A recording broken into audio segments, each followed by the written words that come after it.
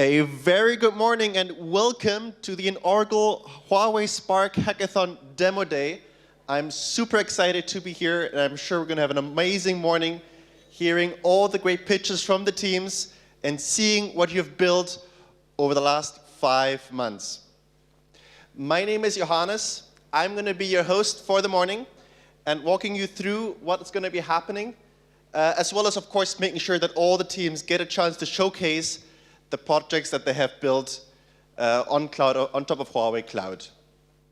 So first off, to start off, I'll be walking you through the event today. I'll be introducing the rules. I'll be doing a bit of a recap of what has happened so far.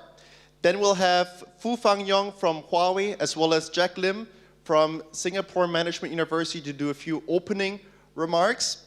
And then the part which all of us have come here for, the showcase of the top 10 teams, presenting their projects, presenting their demos, as well as answering all the questions from our judges.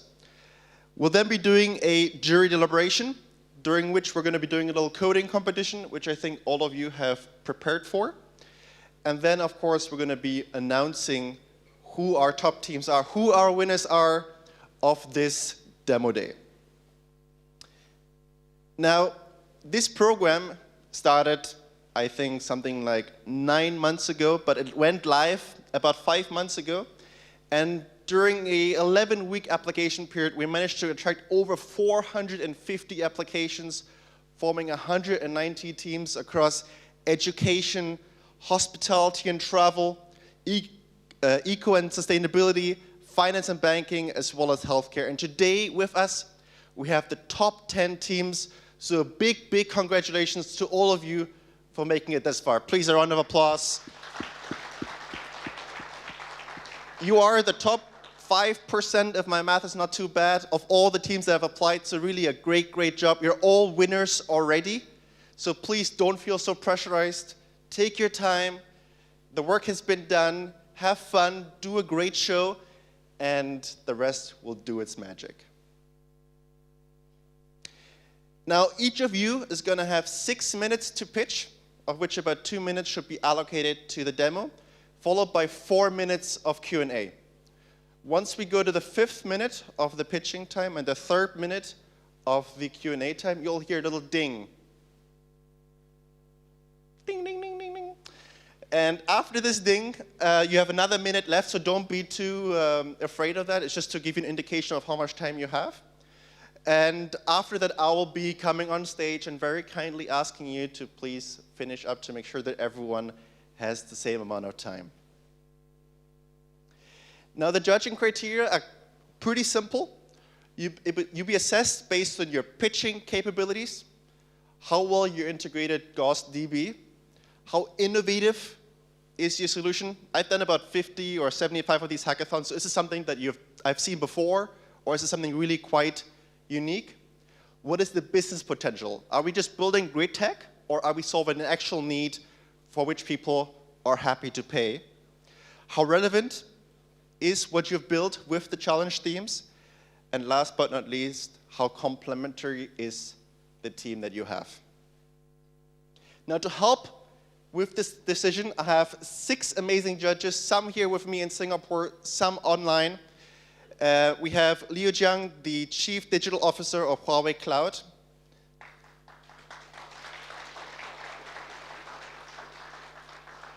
We have Alexis Lee, the Spark Program Manager for Huawei Cloud.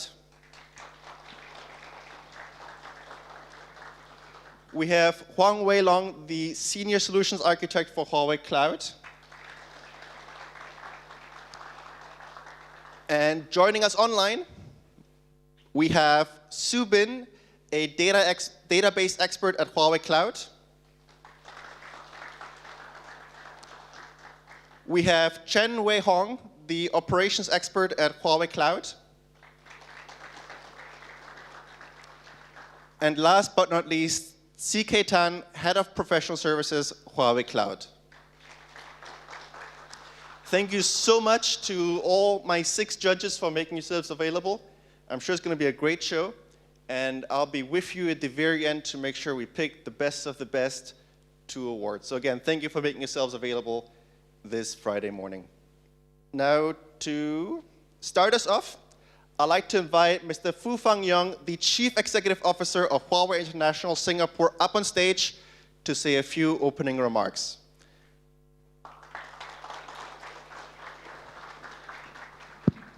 Hi, thank you, MC. Distinguished guests, fellow hackathon participants, our partners, our VC partners, and friends, a very good morning to all of you.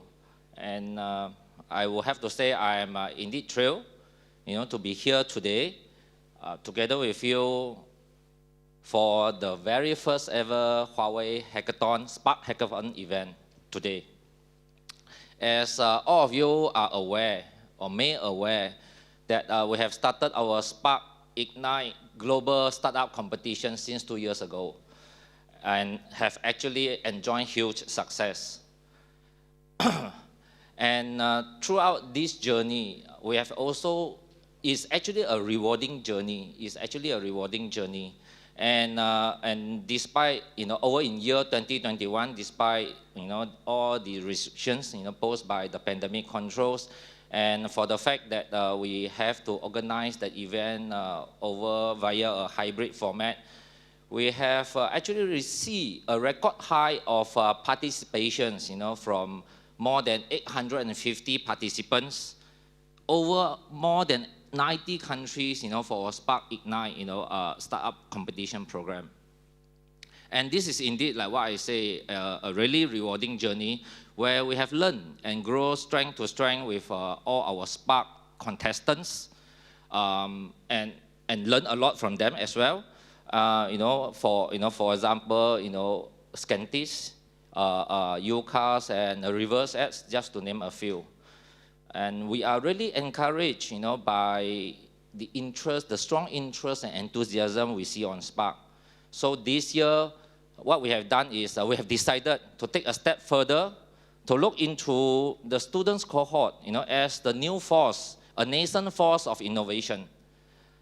And this event actually aims to empower the young tech talents to experience, taking ideas into product, leveraging on the capabilities of Huawei Cloud, as well as Huawei Gauss DB, that are developed, to empower AI-driven, innovative digital solutions. And the design, we have also designed this event, like what have actually been explained and introduced by our MC just now, into 5 categories that we think are broad enough and are very aligned to what Singapore needs today and tomorrow. And that 5 categories covers, many industry and sectors where I think will be a key contributor to the next growth of economy of Singapore as when we are gradually opening up the borders. So today is the final of our hackathon. And we are going to invite the top 10 finalists, from out of the 140 teams to be here today, to share with us, your ideas and your innovations. Before we begin, I just want to wish you all, I just want to give you my biggest, congratulations for the fact for you to make it here today itself is already a huge success, and it has also proven, your prowess and creativity. And to the rest, of the participants, I would also wish to express my deepest appreciation for, without you, we will not have a very successful event. And I do look forward to welcoming you all back again next year, because I'm very sure that it's going to be more fun with many more exciting prizes awaiting, hopefully. So, before I end my speech today, I actually hope all of you will enjoy the show as what I will do today. And best of luck to all the top finalists. Despite what the outcome be, you all are already winners. Okay? And have fun. And best of luck. Thank you very much.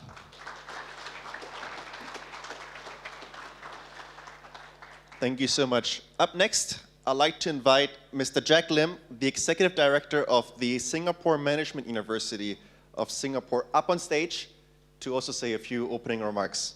Jack, please.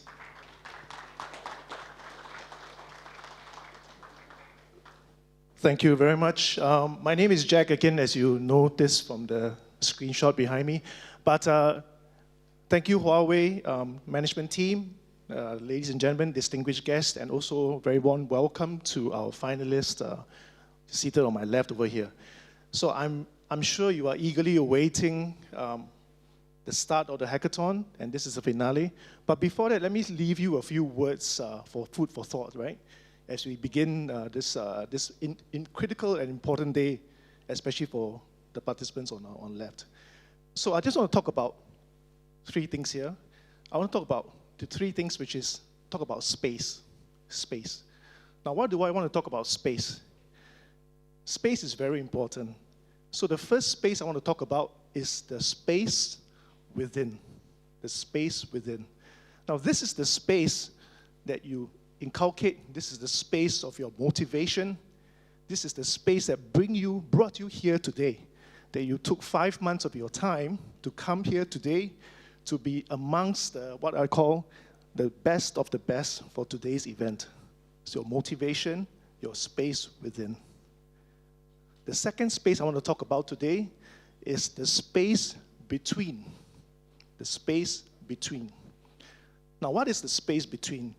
The space between is the space that you have as you work together in teams, in collaboration with one another, to come to this point, to say, I want to work with my fellow collaborators, to work with my fellow students, to come to this point where together we can become better. So this is the second space, is the space between. Now, the third space I want to talk about today is the space beyond. The space beyond. First was the space within. Second is the space between. The third is the space beyond. Now, what is the space beyond? The space beyond is the space that you have within the opportunity right now for all the participants, that today is an opportunity for you to impress people here, to bring you and open doors for you that you have never had opportunity. Today is your opportunity, ladies and gentlemen, to go through to the space beyond. I will encourage all of you to seize this opportunity, to go beyond the space within, the space between. We need to go to the space beyond. Today is the day. And I will encourage all of you to really give your attention to all the participants here, all the hackathon finalists. Today is your day to go through the space beyond. That's all I want to say to you today.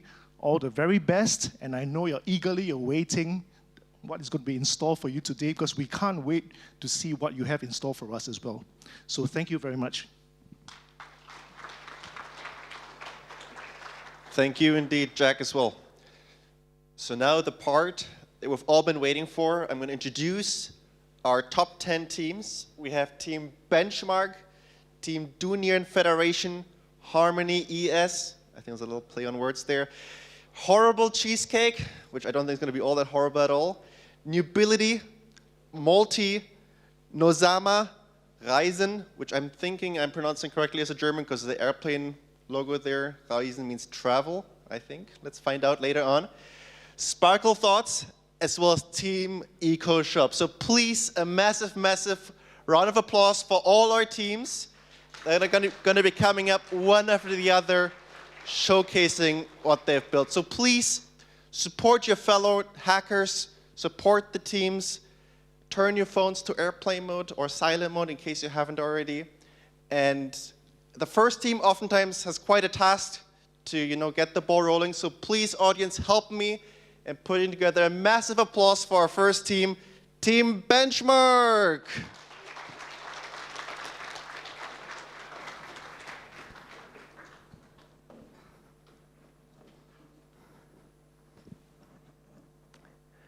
Hi, I'm Shen-Ming from Team Benchmark, and together, we have a very cohesive team with 4 years of building consultancy experience. Kok Chong has 2 years in Arup and other infrastructure firms. Daryl has 2 years in management consultancy across different markets, and Daryl has 3 years in corporate innovation regarding sustainability. Together, with my expertise in data analytics, we've observed that currently there is no platform to showcase sustainability insights for buildings. This in itself presents a huge problem, as firms within the building performance industry spend huge amounts of time analyzing data and justifying their business insights. Furthermore, authorities will find it very hard to regulate the market, and there is another operational shortfall in the form of inaccurate data. This has cost governments up to $6 billion worldwide due to building audit failures and also,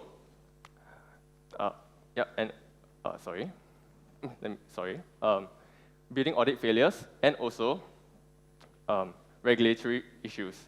Consultancy firms also find it hard to. Firms also spend 60% of the time managing inaccuracy of data, and thus cost up to $250,000 in $250,000 loss when it comes to data insights.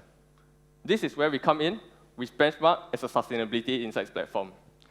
The console greets you with a skyline of Singapore, and there is an inbuilt search function that allows you to visualize insights, and the 3D map will straight away pan to an area, to the building of your choice, and you can see later that you can visualize buildings insights with a click. Over to the sales portion on your top left, you can see that we have our 3 main features: Benchmark Premium, Sustainability Insights, and furthermore, our vendor listings. Later, you can see that with just a single click, you can be able to view your building data. So with Benchmark Premium, Benchmark Premium helps you to visualize your data. Premium helps you to visualize your data across multiple data sets and allows you to showcase your operational shortfalls on a bigger scale. Furthermore, Sustainability Insights comes in 3 forms, which is bronze, silver, and gold, allowing you to measure your firm's data across different data points, ranging from just snapshots of data all the way to IoT devices. And lastly, we also have vendor listings where you can utilize Benchmark Premium in order to, based on compatibility, your building proficiency, and their track record, to match building owners with their best insights. This is our Huawei tech setup. So it integrates Huawei with Benchmark. We are mainly using Huawei Cloud Ghost DB, Huawei Cloud Elastic Cloud Server, the EIP, the security configuration, and the data admin service in order to maximize our insights. To manage scalability, we will also be, in the future, with exponentially increasing data sets, we will also be using the Huawei Cloud Elastic Cloud Server, the Huawei Autoscaling and Elastic Load Balancer services. Our technology stack is as follows: Python for data collection, the JavaScript tech stack, which consists of Express, Node, and React.js due to its amazing support, and also Huawei Cloud for integration. We find it technically feasible because Huawei Cloud has so many features, and it is also integrated together due to its ecosystem. Our data model is as follows. We collect green building data, private data, and also third-party data such as IoT devices. With a standardized platform, many things are possible. We provide up to 90% cost savings, 25 times faster algorithm results, and most importantly, a reliable source of information. And thus, many stakeholders can allow us to present valuable insights. For example, consultants and auditors can now use our data to make better recommendations. Our business model is as follows: data marketplace, tracking subscriptions, and vendor recommendations. So our data marketplace provides 8K per 100K data sets and all that, which is primarily for those who can make the most out of in-depth data. our subscription tracking is our bread and butter, so everybody can enjoy benchmark services, especially those in the market research industry. Vendor recommendations is for those firms who want to list their companies and get better traction. Now, with Benchmark as a standardized platform for data, everyone can now communicate through data, and with data as a medium, and all the collections of data are recorded in this one platform, we make it easy. Time and money are well preserved. Thus, we definitely manage map accountability one building at a time. Thank you. We welcome any questions. Thank you very much indeed. Big round of applause. Yep. It's not easy being here, the first heat map. Yep. Sorry about that demo. We're going to get that up and running. Give us like 2 seconds. Yeah, sure. So tell me, how's it been so far? Like, why did you decide to join this hackathon? I definitely joined it because I wanted to learn. This is actually my second hackathon as of joining. So honestly, I just came here to really learn and really come to get a lot of insights, learn from people around me, and more experienced people from. And honestly, it's been a very great experience. Learned a lot. Yeah. Awesome. And the team that you have, is that the same team as from the previous hackathon, or you met new people through this? It's the same for my previous hackathon. So. Okay. Yeah, but currently they're all in US now, so I'm the only one pitching here. Oh, unfortunate. okay. That's a bit unfortunate. Carrying but, the team, great job. I tried my best. All right, maybe while they sort that out, let's move on to the Q&A section. Yeah. Do any of our judges have any questions? Yes, Leo. So, Xueming, right? Yes. Firstly, I think you've been the first pitch. It's a lot of pressure, so I think it's a good job. On the stage. What's your role in this team? I'm mainly the tech lead. Okay, so good. I'm in charge of the database and the tech stack. Okay. So I think being a techie that presenting at a business level is present a challenge, but it's also learning experience. So one thing I have is, like, your intended target audience, are these building owners, landlords, or who are you trying to sell these solutions to? Thanks for the great question. We are ultimately providing a solution for the entire building management industry. So that includes like real estate planners and management firms, consultants, auditors, and everything. So we kind of segment them into a few segments. So for example, auditors and management firms, right? We kind of work hand in hand with them because we provide data to auditors, and they in turn audit our data. But we more or less have a buyer-seller relationship between, let's say, consultants, which primarily use our data to justify their consultancy decisions.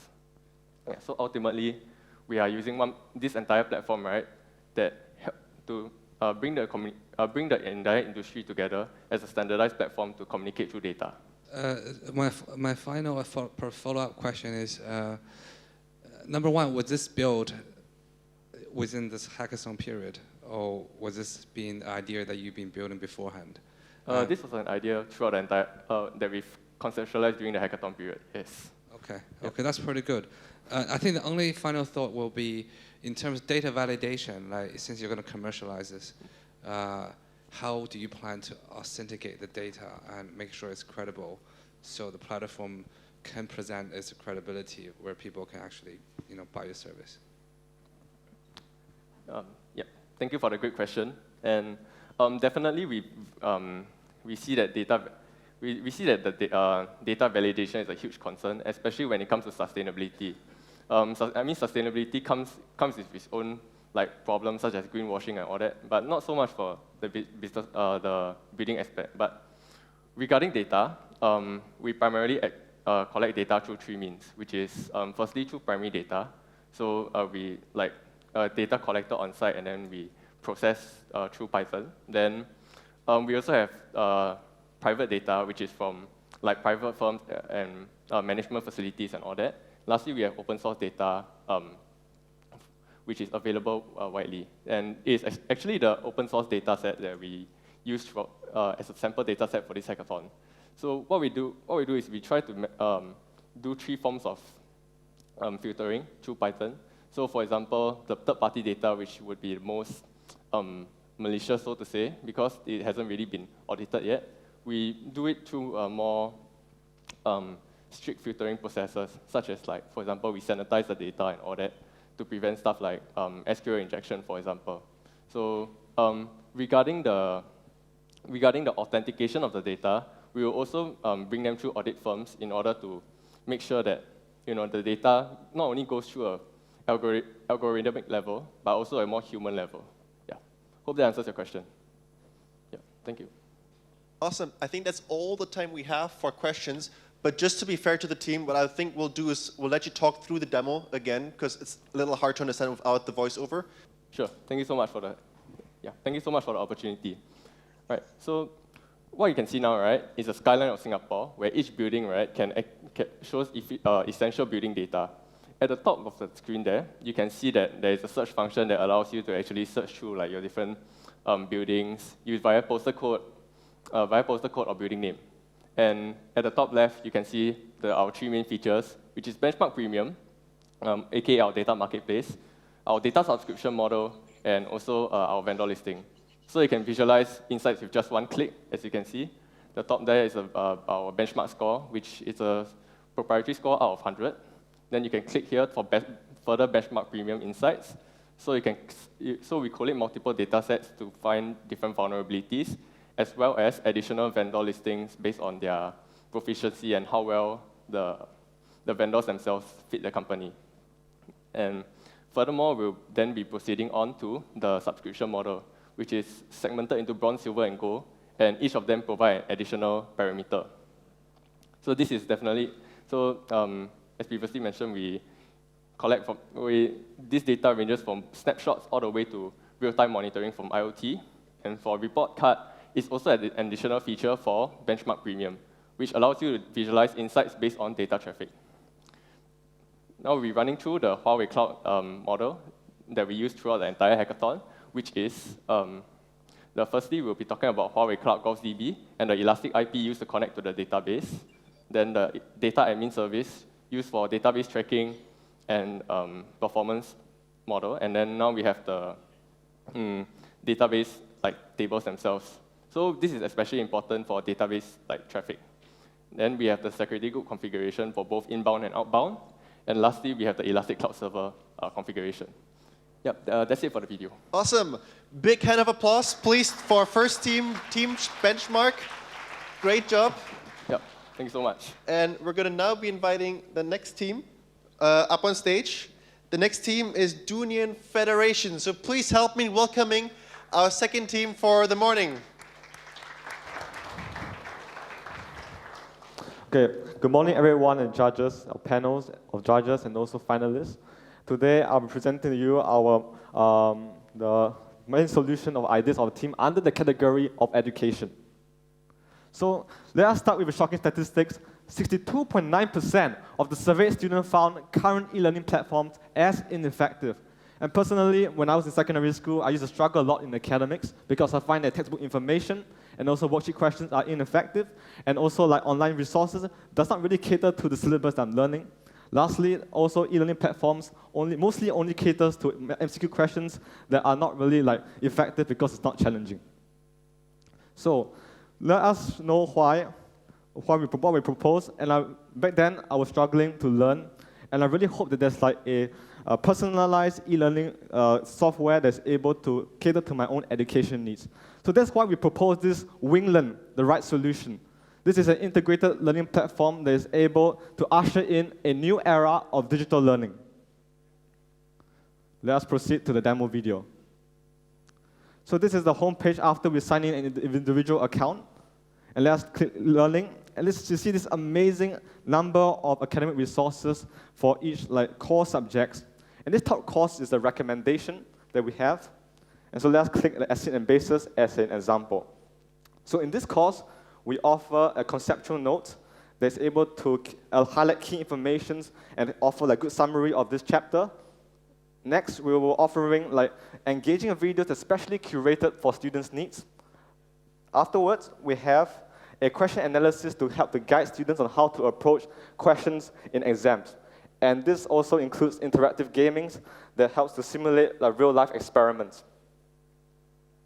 So let us proceed forward to the question banks that we have. So in these question banks, we have a wide range of questions types that's able to prepare students to learn to apply these concepts. So let us take this as an example. So this is like a 3-mark out of 6-mark question that like the students answer, and when we click submit, this NLP text similarity index is able to analyze students' answer and to like highlight misconceptions, highlight the points, the marking points that it lacks, and then we also include explanation videos for like students to learn from their mistakes. And then this include competitions too. These competitions, we use this like point-based system to help to motivate students to actually learn and to apply their knowledge and to also really engage themselves in this. So, and then we also have this like community functions later. This community function is a saying called 前人在树，后人乘凉, which emphasizes the importance of the exchange of knowledge to help to better the lives of the students for the next few generations. And then we also have like 5 mainstream Huawei cloud services. So first we have the GaussDB, which helps to like prepare and to like store large amount of education data information. Next we have the EIP services and also the ECS services to help to host the whole website. After that we have the optical character recognition to help to scan the student's answer. And also the NLP text similarity index to compare the student's answer with the model answer. So this is a summary of our tech setup. So I need to highlight on the importance of Huawei GaussDB, which acts as a important backbone database for WingLearn. So it is important to ensure excellent performance, scalability, and reliability through storing large amount of education, information, and data. So what is the value of WingLearn? So WingLearn, it helps in the personalized and effective learning experience for students. We help to mark like the students' own free response answers. And then we also have this academic community that helps to promote the culture of sharing of knowledge and experience. And then the third function, the most coolest one, is the OCR and NLP, which combines to form this AI marking point system, which is the key feature in our own WingLearn. Lastly, we have this like competition to help to gauge students' own ability and their own understanding. So if you're not convinced, you see this massive competitive advantage that WingLearn have over other academic websites. So you see we have a list of new features, which is notably the most important one is the open-ended question checking system and also the marking point and mistake detector. So let us move on to the business strategy. So the business strategy, our individual customers is the primary and secondary school students and teachers, while our commercial customers consist of MOE, schools, and also private education providers who are interested in integrating our startups to help to provide quality education. So our revenues here consist of our advertising, which we will be listing out advertisement slots for the academic and education customers, the companies. And then we also have monthly subscription fees the students have to pay in order to access the wide range of benefits from WingLearn. And then we'll also be striking a commercial agreement with MOE and education providers to integrate our website for students like e-learning days and also into their curriculum. Lastly, we have this competition platform that we use as service by attracting competition organizations to host this website and a competition in our own startup. So this is our amazing and remarkable team with more than 5 years of experience in computer science. We have a very good team dynamics because we're able to extract the most of our own self and to use our own strengths and skills to really to push the team forward. So through this, I'm confident that we can succeed and we can be effective catalysts for change. Thank you very much. Great job on that pitch, right on time. Any questions from our judges, both online or offline? Yes, please. While you are saying that making the study more challenging and more effective, how do you build a confidence for those slower students? No, actually, like you see that this whole competition, the whole website, we have like explanation videos to explain concepts, and then the students can type their own answers into this the questions, and then like this machine, the cloud services can help to highlight like where students are lacking, and then we also have this like conceptual notes, to help to break down the whole chapter, summarize it, make it easy for students to actually understand and to help to improve their own learning. Yeah. And one more question. How do you solve the cold start question for your platform? Like, how do you generate those content, those quizzes, all those materials? Actually, at initial stage, we may be coming up with the resources, but slowly we will, through cooperation with schools and other education providers, to actually place in more contents. And when time goes on, when there's flow in our websites, we also encourage users to actually upload their good questions to the website. But before their questions will be put into the site, of course, there will be some kind of validations and checking for us to make sure that the question is appropriate and good. Yeah. Okay, guys, thank you. Thank you for your question. Any other questions?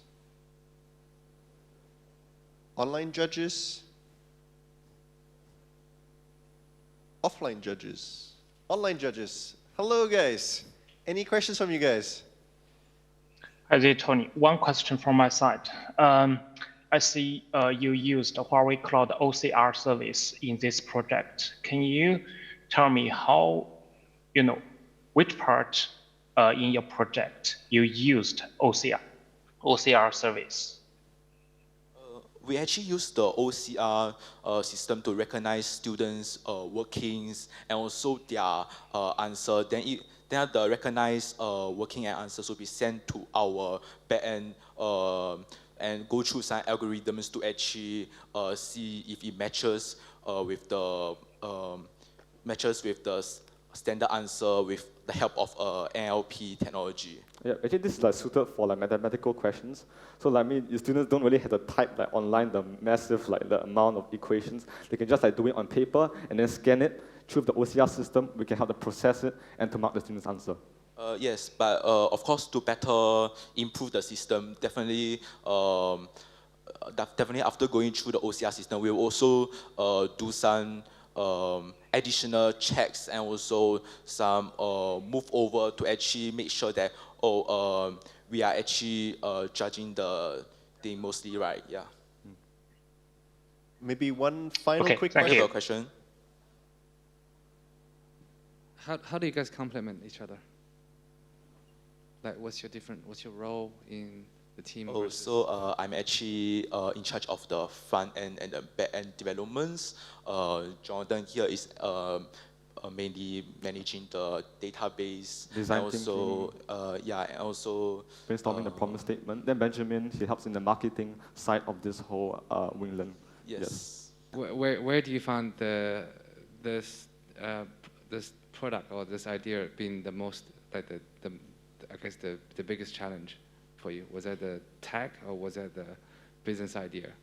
I think it is when deciding our ideas and what we want to do and our purpose and all the feature. I think that is the most challenging and also the times that we have to spend a lot of time because we want to make sure that our customers and all right, sorry, that's all the time we have. Big hand of applause for our second team. And let's keep in mind that all these things that you're seeing here, they were built in about a week's time. So we went from thin air, nada, zero, ling, to these projects. So really a fantastic, phenomenal amount of work has to go into these things. And up next, we have Team Harmony ES to show off what they have built. Please put your hands together for Team Harmony ES.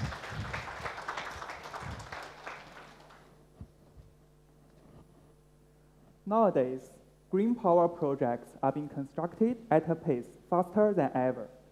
However, part of the green power generated are just wasted. The two major sources of the green power, photovoltaic and wind power, are unstable in nature. On the other hand, the grid prioritizes stability above everything else. Thus, it has to discard part of the green power generated to maintain the stability. This leads to great waste in green power generated. From Chinese government report, in 2021, a combine of 27 billion kilowatt hours of green power from photovoltaic and wind power are discarded in China, with the average on-grid price of 0.5 RMB per kilowatt hours. It means a more than 13 billion RMB losses in just 1 year. And the amount of waste is expected to growing fast in the following years. Our harmonic energy system solves this problem. It has 3 major components. First, a cloud-based management system to monitor and coordinate every component in the grid. Second, a modularized client terminals to abstract various participants in grid as energy nodes. And last but not least, a succinct communication protocol as a standard for communication among the grid components. This system revolutionizes the management structure of the grid from a traditional rigid and instruction to an intelligent and responsive predictions based on the data acquired from all over the grid and cope with fluctuating power supply and demands, achieving higher efficiency and safety for grid. Now, let's have a look at the implementation of our system. As shown in the architecture, Harmony ES has a central server to manage system logic, which is deployed in ECS. It communicates with end applications, stores data to Gauss DB, and processes the data via a Python unit. Let's move on to our end application. It allows selection between grid manager or terminal user. Let's enter as a manager first, where we can manage the whole grid. It has a clear overview to monitor each node in grid. The admin can add new component to grid. The system automatically instructs each node's operation, while allows higher priority for the admin to give manual instructions. Now, we are in the user mode for grid participants. There are the trigger page and control page in this mode. The trigger page manages power demand and supplies at the node. It records historical statistics and calculates the future values. The data will be synchronized to the central server upon changes. In the control page, user receives instructions from the central controlling system on how they should act in the scheduled period. The page shows the instructions here, but also directly manages hardware through management APIs.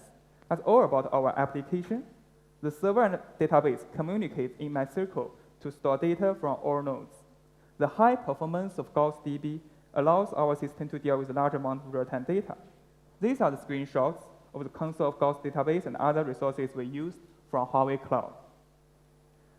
Powered by Huawei Cloud, we can achieve these 6 tech design goals of our system. Now, let's move on to our target clients and the business mode. Considering the importance of grid as a national infrastructure, our clients are agencies who are authorized to operate the grid, such as State Grid Corporation of China and its counterparts in other countries. Our main profits comes from the subscription phase of clients. The initial subscription to our system will be free in order to encourage more clients to try our system. Once widely deployed, our system will be able to save the originally wasted electricity for clients, which in Chinese market term is worth 13 billion RMB in 2021 and should reach 33 billion in 2025 as predicted. We plan to charge 10% of the savings as renewal subscription fee from clients. Moreover, the standard protocol that comes with our system will become our mode after wide deployment. Aside from the subscription fee, carbon emission reduced by our system can be transferred into credits, where we can make additional profits by selling all the credits in the carbon trading market. Finally, we are a group of passionate engineers with complementary advantages. We developed the Harmony energy system to adapt current grid for the era of green energy, and also proposed a standard communication protocol. We sincerely hope that we can devote our own effort to achieving carbon neutralization in the near future. That's all for my presentation. Thank you. Thank you very much. Any questions from our offline judges? Leo. Very impressive. I would encourage you to bring the whole team on the stage in case you need your team support. But yeah, very impressive. I think a few things for me is who conceptualized the idea, and it looks like you have done a lot of study in terms of challenge and in this industry, which probably not very familiar to you. So could you give us some background, like how did you come up with this idea? Okay, this idea is like more like a two business idea which needs some industry background. I acquired this, I come up with the idea during my researches in this industry. I researched in this industry because I have some investment funds and I need to know the latest trend of this. Here are some reports. I think because I mainly have data from Chinese government, and there are more than 50 government reports which requires to increase the efficiency for the green energies. Because in the recent years, the green power projects are developed very fast in China, also in US and other parts of the world. But actually, they are not achieving what they should done compared to the huge investment, in terms of efficiency. So we deem this problem as, though there are many visionary and very giant companies who are looking into this area, but they are looking for the local maximum. So they try to achieve the carbon neutralization in a certain area, a certain period, but they are not considering this from a top level, the national grid as a whole. And actually, when the project is not scale up enough, there is no enough space for some machine learning models to actually work. And we, by providing this system, we enable the national grid to manage the whole grid with more efficiency. It can actually coordinate among any components in the grid from now, because now the grid is working like an instruction-based scheduling system, which will make the operation schedule one day, at least one day, or even 1 month, 1 year before. But this is because now the system is mainly on based on humans. Human make the instructions, but our system tries to acquire the data with our protocol, and our central processing unit can deal with the big data at the real-time base, and this enables our system to increase the efficiency. That's Maybe one last quick question. Maybe from any questions from the online judges? A quick one? If not, then a big round of applause. Congrats, great job, guys. Thank you. Thank you. Up next, we have Team Horrible Cheesecake. And while they come up on stage, just a quick point of advice for the teams. Do try to keep your answers as concise as possible so you can get to more of the questions from the judges. So keep that in mind. Without any further ado, please, Team Horrible Cheesecake, the stage is yours.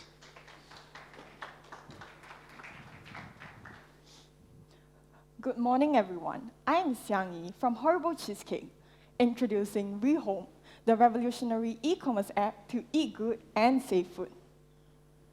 So, did you know that 33% of the food worldwide gets wasted every year? Singapore alone wasted 665,000 tons just last year. How much money does that translate to? Let me bring you through Singapore's food supply chain. Because we import most of our food, so we begin from midstream, where we discard $1.5 billion to processing. Then, at downstream, we further lose another $700 million to distribution, and $342 million to consumer. Altogether, this is a staggering $2.5 billion. This is clearly a very serious problem, And to tackle this food waste very effectively, Rehome has adopted a two-pronged approach, where the first strategy would be to reduce food wastage at source, and the second strategy would be to redistribute unsold food. This is to gear Singapore towards a zero food waste nation. Let's take a look at our business-to-consumer target market. We'll be focusing on 4 groups. The underpaid suppliers who often have to discard food because they are bound by contractual agreements on looks or size of the products, smaller households who tend to overpurchase, health-conscious individuals, as well as the sustainability generation. Introducing our first solution, a B2C food e-commerce platform, where we connect suppliers to consumers and allow consumers to purchase in customizable portions. We hope to pass down cost savings to consumer by shrinking the supply chain, and in doing so, reduce wastage due to processing and consumer. For the health-conscious Singaporeans, we also have a nutritional calculator integrated with a smart algorithm that will continually learn the user's food preferences and give great food recommendations. We hope to build a strong reliance between Rehome and our users to incentivize app use. Next, we have the target market for the donor-to-donee model. Oftentimes, food establishments are very reluctant to donate food. Why? Because they are not protected by Good Samaritan laws in Singapore yet. On the other hand, households and non-profit organizations often struggle to get the right donations that they need. To mitigate that, we introduce a liability clause where users have to acknowledge before the redemption of their free food. We also make it very easy for our donors to donate so that we can reduce wastage due to distribution. We plan to commercialize this model by making it freemium and only issuing limited credits to households. Now, I'll walk you through our product demo. We have 3 types of user accounts: households, MPOs, and donors. Currently, I'm logged in as a donor, and as you can see, I am trying to donate 100 cheesecakes. So all I have to do is to fill in the form and click the donate button. Then I can move on to the first of our 2 marketplaces, the Rescue Food Marketplace, and I'll see the cheesecake available. I'll switch over to the household account now, and you can see that I have 10 rescue credits, which will be renewed on a monthly basis, and if I want to get more, I can simply do so by clicking. I'll walk you through the redemption process. As you can see, I want 1 apple pie, and I'll be choosing self-collection. So when I click submit, this will be stored in the account. Now let's move over to the other marketplace, the product marketplace. Here I'm trying to buy kailan, and I can do so in either by grams or by serving, and all I have to do is to add to cart. This flexibility is an extension of our nutritional calculator, and all I have to do is to input the nutrients and the quantity. Then the algorithm will generate very great food recommendations based on user preferences. How does the algorithm learn? As you can see, once I remove the item, the algorithm will learn our preferences and give better recommendations in the future. You can see that I added to cart with just 1 click, and now I'm checking out, where you'll be redirected to a Stripe API, and upon successful payment, you will actually find your purchases under your account. Now that we have essentially gone over the main features of our app, this is the tech console. So the 2 main features that we'll be using is actually the ECS as well as the Gauss DB, and they are connected to the EIPs, which share 1 bandwidth.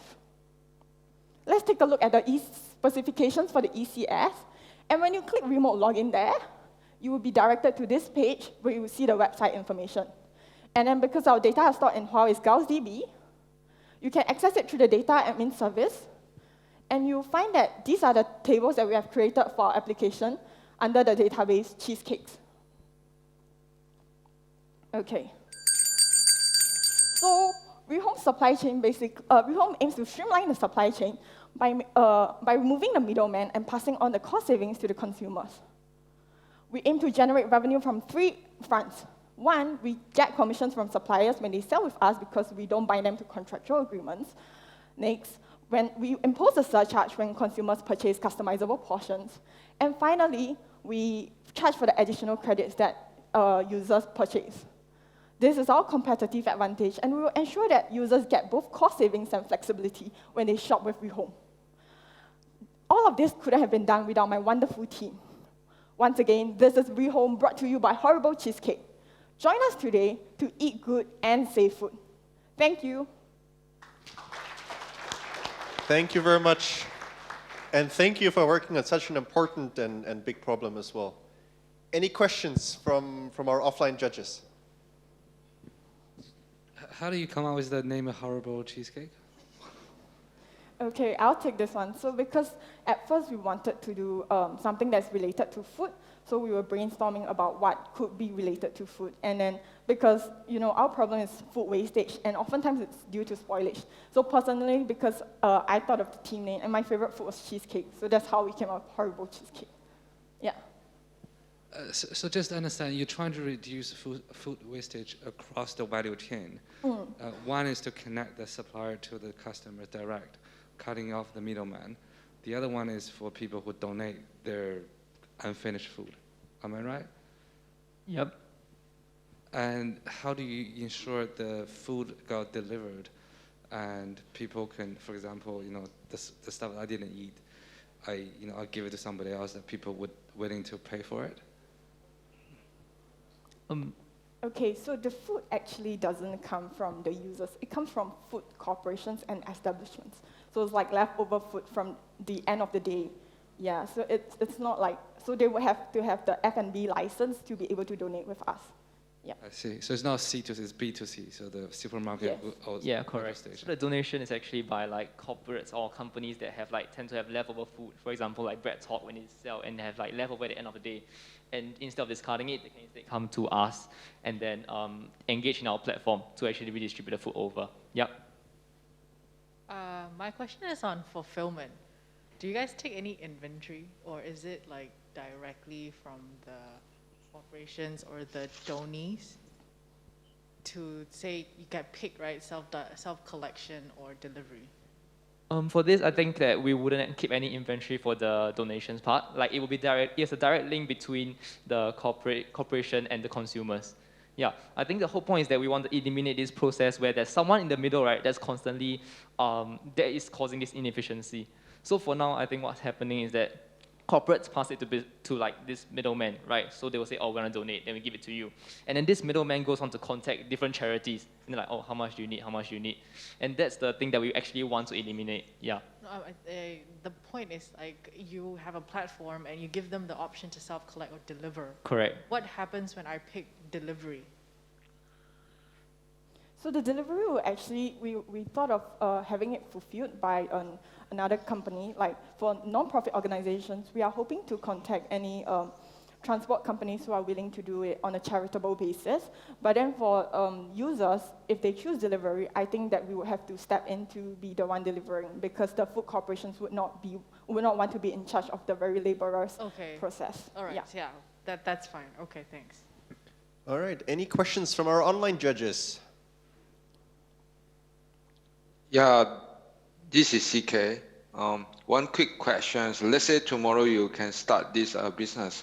So what do you think or predict what are the most challenging part for you to do these executions? Thank you. For this, I think the main challenge that I foresee is how to get people on board, right? For example, our model is definitely that we want, one part of it is where we want consumers to collate and purchase together.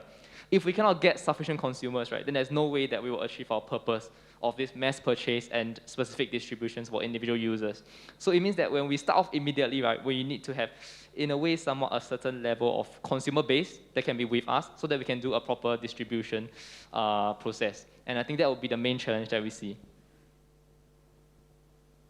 Awesome. That's all the time we have. Thank you so much, team. Great job. Big applause. Thank you. And up next, as our fifth team for the morning, I'd like to invite Team Newbility. The stage is yours. Hi, I'm Zhiyao from Team Newbility.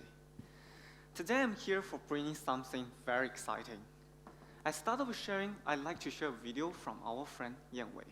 Good morning everyone, my name is Gu Yingwei and I'm a student from Nanyang Polytechnic.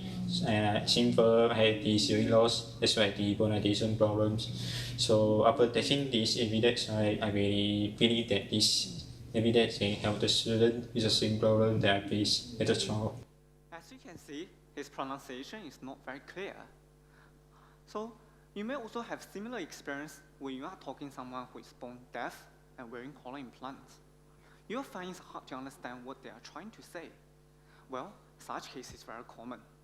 Over 200,000 newborn babies come to our world in each day. However, 4 per 1,000 of them have hearing loss. Imagine that in each hour, over 10,000 of children who has a hearing impaired. Moreover, over 90% of them couldn't speak properly due to not receiving outside sound and not training well in their young age of their mother. How can we solve this kind of issue? Deaftalk is here, a powerful educational system program for auditory verbal rehabilitation for children with hearing impaired learning, speaking, pronunciation independently, efficiently, and productively. We provide the children amazing mobile application with the amazing mobile application consists of gamified features, also hardware cube hubs, software version also. Also provide for therapists a useful web portal to do the prescribed exercises and also the recording progress from children. With the helpful from the Huawei cloud, such as Huawei VPC, Huawei API Gateway, we can, and also another cloud services from Huawei, such as ECS, and also as IMS, CSBS, NTDDoS, as well as the GaussDB MySQL, OBS, we can easily set up our own design approach for native speech recognition and mouth-shaped video recognition in backend Huawei cloud server. As I mentioned about the for native speech recognition, it's a unique approach developed by us and supported by our collaborator, Ms. Oliver Wee, Singapore General Hospital senior therapist. Instead of other speech API, it's a very efficient method to decode each word in a 48 characters, such as apple here, in an international phonetic alphabet, new pedagogy.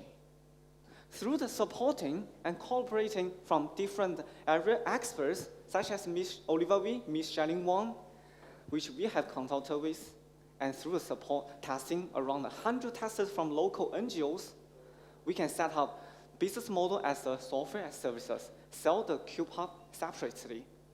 Localized in Singapore, scaled to all over the world. That's about our team, me and Jiajun, in charge of different areas, bring this amazing product, Deaftalk here. I'm going to share a video demonstration about our key features, such as the first of user therapist, log into the website, prescribe exercise remotely, giving the tuition to the children remotely. So, as for the children learner, you can log into the mobile application learning tutorial, follow this. So as well as the 3D model to tell you how to detect, how to learning in a leap performance. As our key feature, mouth-shaped video recognition helps you to detect the leap's performance as here, and based on a time series feedback, learning more correctly. So you may notice that similar pronunciation may have different mouth shape. So, such as a wrong pronunciation here, I, and correct pronunciation, A here. So the written waveform will tell you how exactly correct your pronunciation in the phonetics about a word.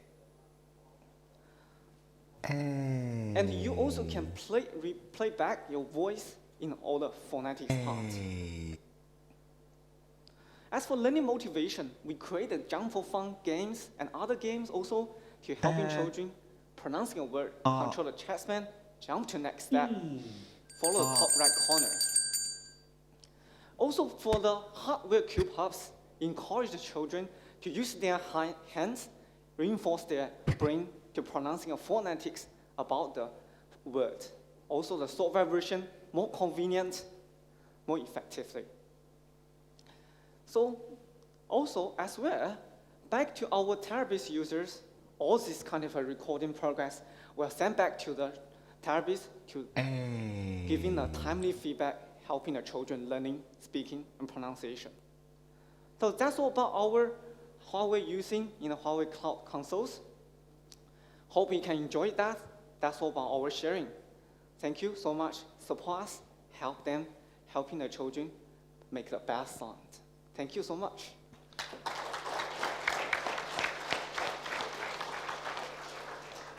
Great job, and I'm sure our judges have some questions for you. Take it away.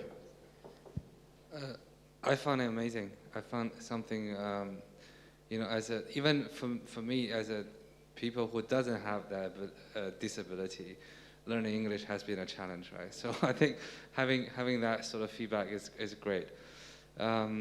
Again, I think the idea was great. So helping the people.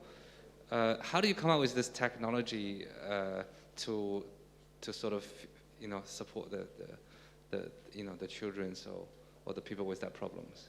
Where the idea come from? And how do you know if it really works? Do you have any data to support it? Yeah, thanks for your question. Yeah, that is a very great question for us. So Deaftalk is based on the key feature about algorithm about phonetic speech recognition. It's a unique. Then it's helping us to decode the words, such as showing in the phonetic part. It's in phonetics about a word. So we have consulted with the Singapore General Hospital, the senior therapist have a great experience about learning, helping the oral-verbal therapy for children. Then it will giving feedback of us that if you are focusing a word of decoding parts, because such as children in different age have different level of hearing impaired, then during the learning, it has some like specific phonetics. They can't practice more. They can't express more. So they need to focus that phonetics part and improve a lot. So this is the idea and also feedback from our cooperators and experts we have consulted with. And you mentioned about this idea how come to ours, such as video at start I sharing. Yan Wei is our friend. Then he's a kind of similar experience, but without the lot of experience during his young age training well.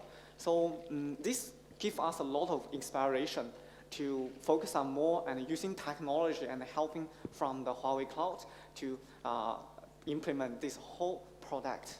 Yeah, hope this question can clarify this. Yeah, thank you, very good.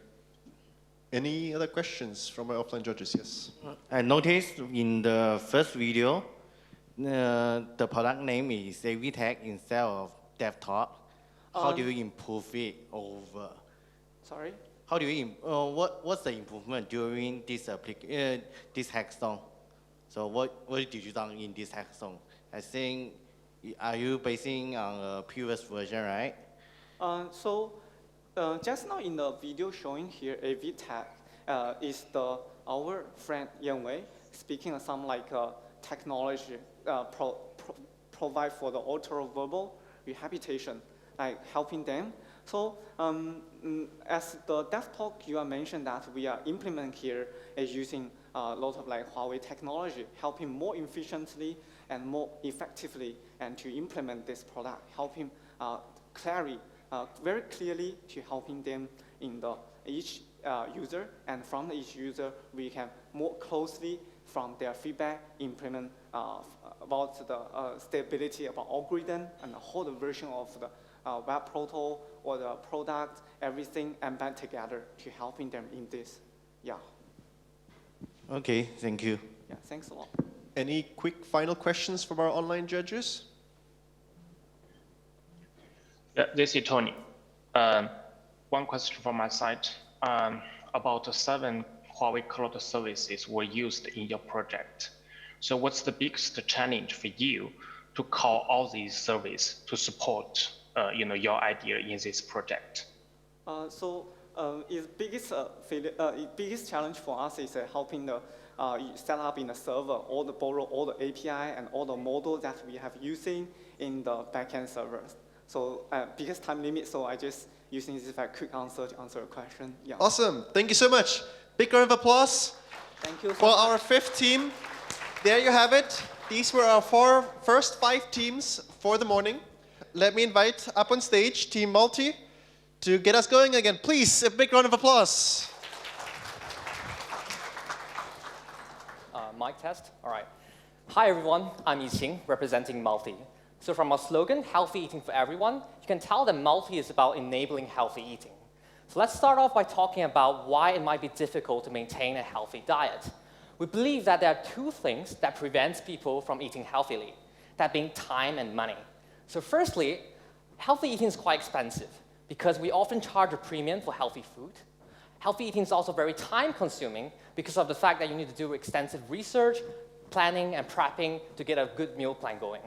And all of these things makes it difficult for individuals to commit to a healthy eating, which is why you see so many Singaporeans overeating.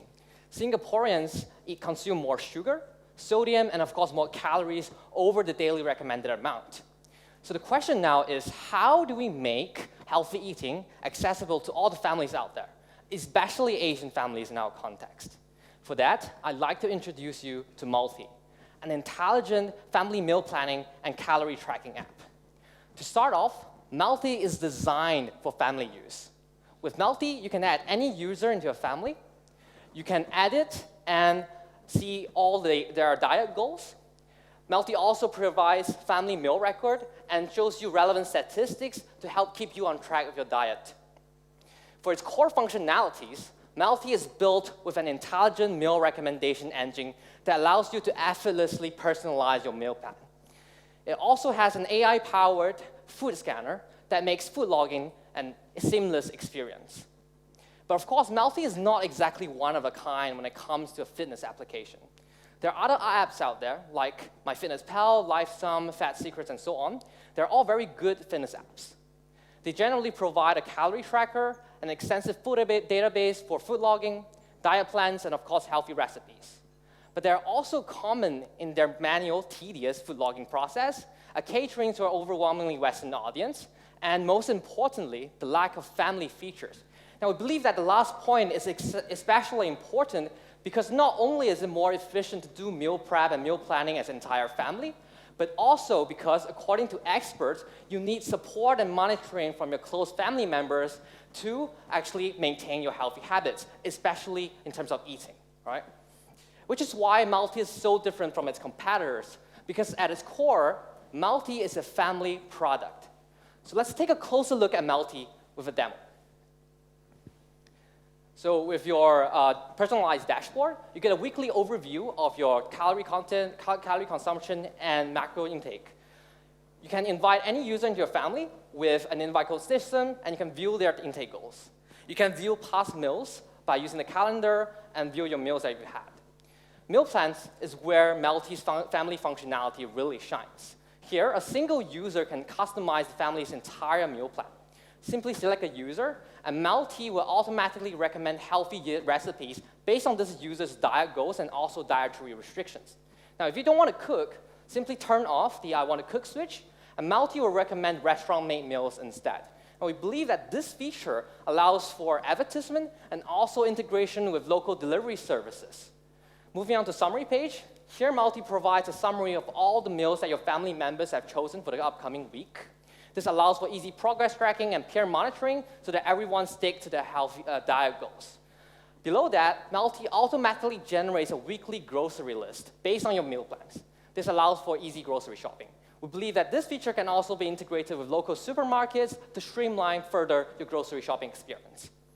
Now, of course, food cravings can derail any meal plan, which is why Multi provides an AI-powered food scanner that allows you to effortlessly adjust your meal plan on the fly. So simply take a picture of the meal you're having, and Multi is able to provide an estimated nutritional breakdown of your food for you. If you're eating packaged food, simply take a picture of your nutritional label, and Multi utilizes Huawei's OCR service to extract all the necessary information for you. And here's an overview of all the Huawei services that we're using on our Huawei Cloud Console. We're using a bunch of Huawei services like Object Storage, Elastic Cloud Server, GaussDB, and so on. We will talk a little bit more about this in later. All right. Multi's front end is built with Vue and UIKit. Its serverless backend is powered by Huawei's function graph, which makes further requests to GaussDB and Huawei OCR. Our food AI is hosted on Elastic Cloud Server and served through TensorFlow serving. We're also using a bunch of other Huawei features, including model arts for model training, object storage, and so on. Here's an overview of all the three features that we're using. Coming to monetization, Multi is freemium. We provide a 30-day free trial with limited access to features. A premium plan costs $6.99 a month, and for family integration, we charge $2.99 a month for each additional family member. Multi also leverages affiliations with local food delivery services.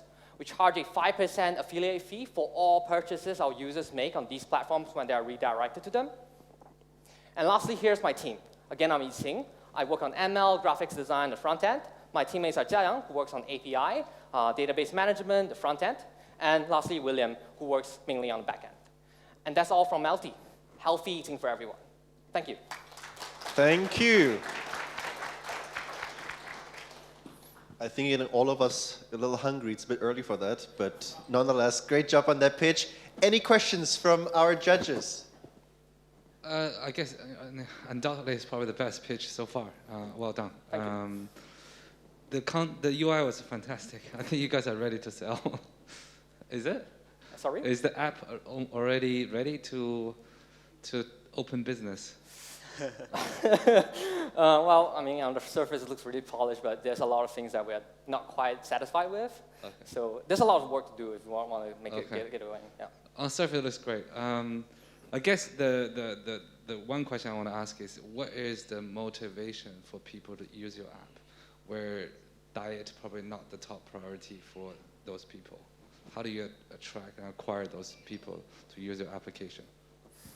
I think it's not correct to say that diet's not a top priority. As a first world country and more Asian countries becoming developed, obesity is a big problem, which is why people are becoming more and more concerned about dieting. And of course, there's a lot of diet apps out there, but they all do not have family integration. And family integration is especially important for Asian families because we eat as a family, we do stuff as a family, right? You want to do healthy eating as a family together as well. And that serves as, to us, the main motivation why you would choose Multi over our competitor apps that targets a more Western sort of solo lifestyle kind of thing going on over there. Yeah. That's a good idea. And the social aspect could be a great pull for people to get to use your app. Okay, thank you. Any other questions? In your future, like down the road, because there's also quite a lot of meal providers like Nutrition Kitchen, YOLO, et cetera, would you be open to like working with these companies? And Yeah. if so, like in what capacity do you think it would be a interesting way to work with them? I think our current model will work pretty well because there's a seamless connection between our meal planner and meal ordering. I think that can connect very well. And of course, you can also insert advertisements while you do the meal recommendation, and you can use that to advertise these organizations. Of course, there's other like organizations that probably save on food waste that we can also collaborate with and make this more have a bigger social impact as well. Okay, as for our data set, we actually use a lot of open source or freely available information online. As like, for example, packaged food, the nutritional labels are mandatory to be printed on the product itself, which provides an accurate source of information for our data sets. And for the food providers, they also try to provide food information regarding their own products. And this information can be easily audited and checked through collaboration with these kind of companies. And since the information cannot really be falsified, as it has to be approved before like they can declare such values. All right, any questions from our online judges? Yeah, this is CK. One quick question. If you are given a chance to improve this product, what will you do to make it even better then? I think one of the main gripes that we have right now is in some areas, our app cannot compare to the other applications out there, especially when it comes to giving diet plans and easily generating a personalized fitness plan for our users. So that area is definitely something that we want to work on. and perhaps also collaborate with professional nutritionists that will allow us to get better recipes as well. Awesome. I love you guys. Well done on time. Great, great job. Big round of applause.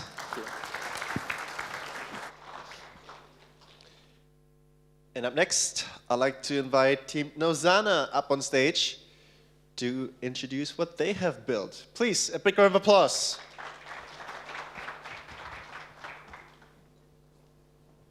All of us have seniors that we care about. Your grandparents, parents, uncles, and to give them the care they deserve, it takes a village. But with issues like an aging population and an increasing dependency ratio, we don't have one. This raises demand for senior services like nursing homes, placing pressure on the healthcare system. Caregivers who now bear a heavier load are also more stressed. Moreover, current solutions deny seniors the freedom to age in place. So here's our solution, Elderberry, a system for caregivers to be aware of seniors' holistic well-being anytime, anywhere, instantly. Caregivers now have peace of mind, a glance at our app, and they immediately know how their parents are doing. Seniors can also age in place with less worry of being a burden to their children. Most of all, we enable people to care for seniors on their own, with anomaly detection, catching illnesses before they turn severe, reducing the burden on the healthcare system. So here's how it works. When caregivers enter our app, they'll be able to see seniors' health status at a glance, saving time and easing worry. Clicking into individual cards, they can also view more detailed information. We also have location positioning to update the dashboard as seniors, yep, that's our senior, as you move from one room to another, right there. We also, this allows caregivers to know what seniors have eaten, especially if they have diabetes or high cholesterol. It's also completely hands-free from the senior's perspective. And caregivers can easily update this data if needed. Our anomaly detection highlights early warning signs for illnesses, along with the severity of each anomaly. We also have a monthly report to give caregivers a summary of the month, more detailed information, and the anomalies, which gives them precious feedback on how they're doing and what more can be done. There are times going to a doctor when they also can't recall certain information. So we give doctors temporary access to these reports with our QR code.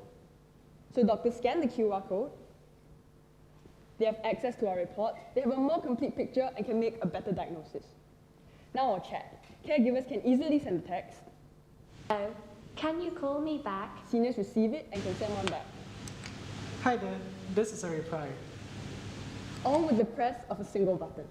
Now our Huawei console. So ECS runs our servers. OBS stores our image and audio data. So if you click into an object, this one happens to store an image. Last but not least, Gauss DB, the star of the show. So these are the tables that we have, and data is sent via a smartwatch that seniors wear. From the number of rows, you can see the sheer amount of data that is being stored. Right now, we target both caregivers and governments, and our market is huge. In Asia alone, we're looking at over 500 million caregivers, and worldwide, the number of caregivers is set to triple by 2050. Governments all around are also looking to medtech to ease the burden of an aging population on the healthcare system, an opportunity we can grasp. Our pricing model charges an annual fee to loan our product, and we have a few tiers. First, the starter tier, at $350 a year, is for people who just want to try it out. Next, our essential tier, at $550, is catered to the average user. Lastly, our plus tier, at $750 annually, it's really for seniors who need that extra bit of help in their day-to-day. Assuming we have 1,000 essential plan users, that's $530,000 a year in profits. If we have 10,000 users, it's $5.4 million. And right now, we are the only ones in this space to encompass all of these vital areas of senior care. Real-time updates, detailed health information, anomaly detection, and communication. We also have these competitive advantages. First, we're significantly more affordable. Right now, the average nursing home cost is $18,000 a year. In contrast, our essential plan costs just $550. Next, we use data effectively to enable anomaly detection with machine learning and data aggregation to generate easy-to-read reports for caregivers and doctors. Last but not least, we address a fatal flaw in the design of elderly monitoring systems. It's one-way surveillance that leads to neglect. We believe communication goes two ways, and we are the first to embrace this with our chat functionality. So onto our architecture diagram. In blue, we have sensors and IoT, piped to our backend in green, our own processing in orange, and use front end in purple. Our database structure, in pink, we have user data, in blue, diet data, in orange, everything else that we store, and in green, our own processing. Last but not least, here's the team. We've won a hackathon together previously, and each of us have our own unique skill sets that when put together, makes us the dream team. All of us also have experience in tech roles in both startups and big companies. So this is an industry that we are familiar with. Daniel and I have also volunteered for seniors previously. So this is a problem that we understand, and one that we believe we can help in. That's all from us. We know that caregiving is hard, but Elderberry is here to make it easier. Thank you. Thank you very much. Any questions from our judges? You blew them away. Got no, speechless. All right, so I'll break it off. Is this something you have been done before? Sorry? This business model you identified, is that something you have done it before? No, this is... This is the first time? Yeah, it's done during the duration of the hackathon. Okay, so I was wondering, like, the target customers are the caregivers. Are they family members, or are they nurses or hospitals? Who are the... Right now, we are targeting caregivers, so direct family members. But if we want to, we can also expand to nursing homes and hospitals to ease the burden, so one person can now care for 50 people instead of just 5 with our system. Right, so when you did your business modeling, like, were you benchmarked against the commercial caregivers or benchmarked against family members? We benchmarked it against family members. So if that's what you mean, we price our model based on what current solutions cost for family members, yeah. Which should be free to the family themselves? So regarding family members, current existing solutions, if like family members are working and not at home, the existing solutions would be, for example, to install cameras throughout the entire house, which would cost thousands of dollars in both installation and monthly like data collection. And secondly, other family member like solutions that exist is hiring a helper, which each month will also be much more expensive than our current solution. It's about $500. Yes. Oh, actually more, it's $1,000 if I remember right. Right. Okay, thank you. Any other questions from the offline judges? If not, online judges, any questions from you?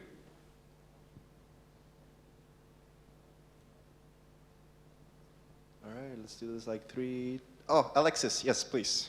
I'll just ask a question to fill the time in. So in terms of your scalability, like what kind of like best case scenario are you able to address, like how many caretakers versus like how many cared for, like I don't want to use the word patients, but essentially like the elderly, like what's the current capacity, and then how would you make sure that as your numbers grow, you're able to scale accordingly and not lose like quality? Because there's also going to probably be after service, right? I'm sure people will ask, how do I do this better? So is there going to be like a team that sort of does customer service? Sorry, I didn't quite... Customer service, like you have an app, right? Yeah. Like obviously there will be people be like, oh, I don't get this, oh, right? Like then, so is there plans to be able to address this, or it's just more FAQ, or are you going to use like a chatbot to help with all the inquiries? Because it's not that intuitive. Like I've seen easier apps, people still have questions about it, right? So you want to share a little bit more about that? Yes, this is something we definitely want to address because we want it to be able to be used by everybody. So we can of course have a chatbot. I think that is a great starting point. But if we expand enough, we can afford to have our own in-house support team. That will be the end goal, right? And if we want to catch as many people as possible, so this is something that we definitely will bear in mind. As for ease of use, as we showed just now, in the homepage itself, it already shows a lot of vital information. So in our actual commercial product, we'll definitely have onboarding instructions. They'll just point to where caregivers can find certain information of the elderly. Yeah. One more question is, what about patients or like old elderlies with dementia? How have you thought about? This is a market that we also wanted to enter into, but right now we do not have enough knowledge on dementia specifically to really come up with a comprehensive product. Yeah. All right, and that's all the time we have. Thank you so much. Big round of applause. Thank you. And up next, and this is, I have to check with the speaker, either it's Team Reisen or Raisin, depends on if it's like German or English. Which is it? It's German? German. Ah, yes. All right, Team Reisen, please come on stage and tell us all about what you have in store for us.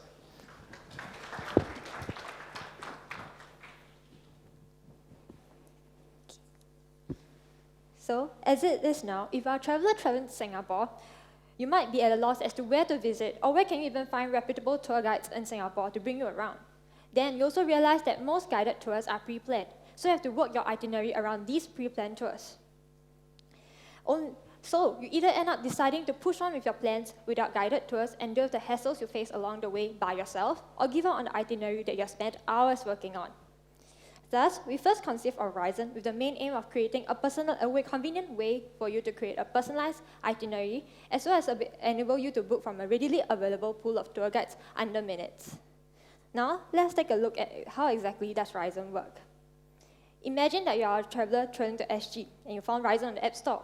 Key in your relevant details to create an account first. You will then be directed to a My Trips page where you see the list of attractions you have created, itineraries you have created, as well as the popular attractions recommended to you.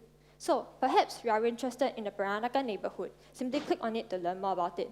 Filter through the reviews and bookmark it to let us know your preferences so that we can generate better itineraries for you in the future. Now you can click on the plus to generate your own itinerary. These are the list of attractions that you can select to be included into your itinerary.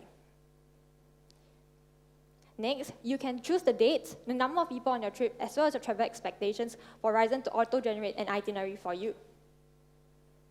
Horizon auto-generates 3 itineraries for you based on your preferences. Perhaps, so if you think the price of the booking is too steep, you can form a small group through the Hitch a Group feature, where you find like-minded buddies to travel together.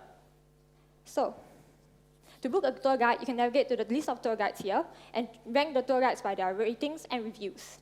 So, if you're interested in a tour guide, tap on it to learn more information about him or her and select the time slot that you'd like to book. Once the booking has gone through, you'll see the itinerary display the tour guide name as well as the time slots booked. So, planning the trip was as easy as that. All it took was under 2 minutes for you to generate an itinerary as well as book tour guides. Now, we'd like to share more about Huawei Cloud resources. So this is the My Resources page where we show all the different resources that we have used. And here is the VPC, where VPC provides a secure and isolated virtual network for our Elastic Cloud server, so we can assign an Elastic IP address to it. And this is our ECS dashboard. The Elastic IP here allows the mapping of our ECS private IP into the public static address so that our cloud resources such as GaussDB and ECS can communicate with the internet. And we use Elastic Volume Service to allocate Huawei's cloud resources to host and run our application under a server name here. Finally, over here is our GaussDB instance that forms the very backbone of our application, along with Huawei Cloud's database admin service that allows administrative work to be done on the database itself. Now, let's share more about our target audience. Despite being affected by COVID, the return of international travelers has seen a promising start with more than 10,000 vaccinated travel passes issued to short-term visitors in Q4 last year. It is no doubt there's an opportune time to launch a traveling application to cater to the rising demands of tour-related services. Clearly, the target audience of Horizon will be travelers looking to travel to Singapore and in need of a quick way to plan their trip. Another beneficiary of Horizon will be locals. They are capable and willing to work as tour guides. With the pandemic, Singapore has seen unprecedented unemployment rates. Horizon as a platform is able to provide job opportunities for locals. This is a side effect of our tour guide for hire model where we engage knowledgeable locals to freelance as tour guides. So, what about competitors? First, we have identified Airbnb, which provides experiences. These are activities planned by locals. However, these activities are not decided by the users themselves, but rather the locals that have planned it. So that means that if you happen to want a trip to Kampong Glam, and you might not be able to book a tour guide on Airbnb if no one happens to offer such a service. Rhizome, on the other hand, is much more traveler-centric, with a readily available pool of tour guides for any attractions without needing you to accommodate to pre-planned materials that you have little say in. Next up, we also identified TripAdvisor as another big competitor. TripAdvisor currently provides attraction recommendations and direct bookings in one package. But Rhizome takes this one step further by also auto-generating itineraries for users to start off with. Rhizome provides all three features: tour guide booking, experience sharing, and itinerary generator all in one single platform, which is what none in the current market offers. So, how do we plan to earn? The main source of our income from our application will be from the commission when we pair available tour guides with travelers. And secondly, for our AI generator, with user consent, we plan to monetize user data. And lastly, merchants situated near attractions can also advertise their shop and services on our platform. Now, let me introduce you to the team behind Rhizome. I'm Kun Hui, and I'm responsible for developing the back-end. Kun Yen was responsible for setting up GaussDB as well as being a back-end developer, and Xiaoran is the designer and front-end developer of Rhizome. We have come to the end of the pitch. Thank you for your attention.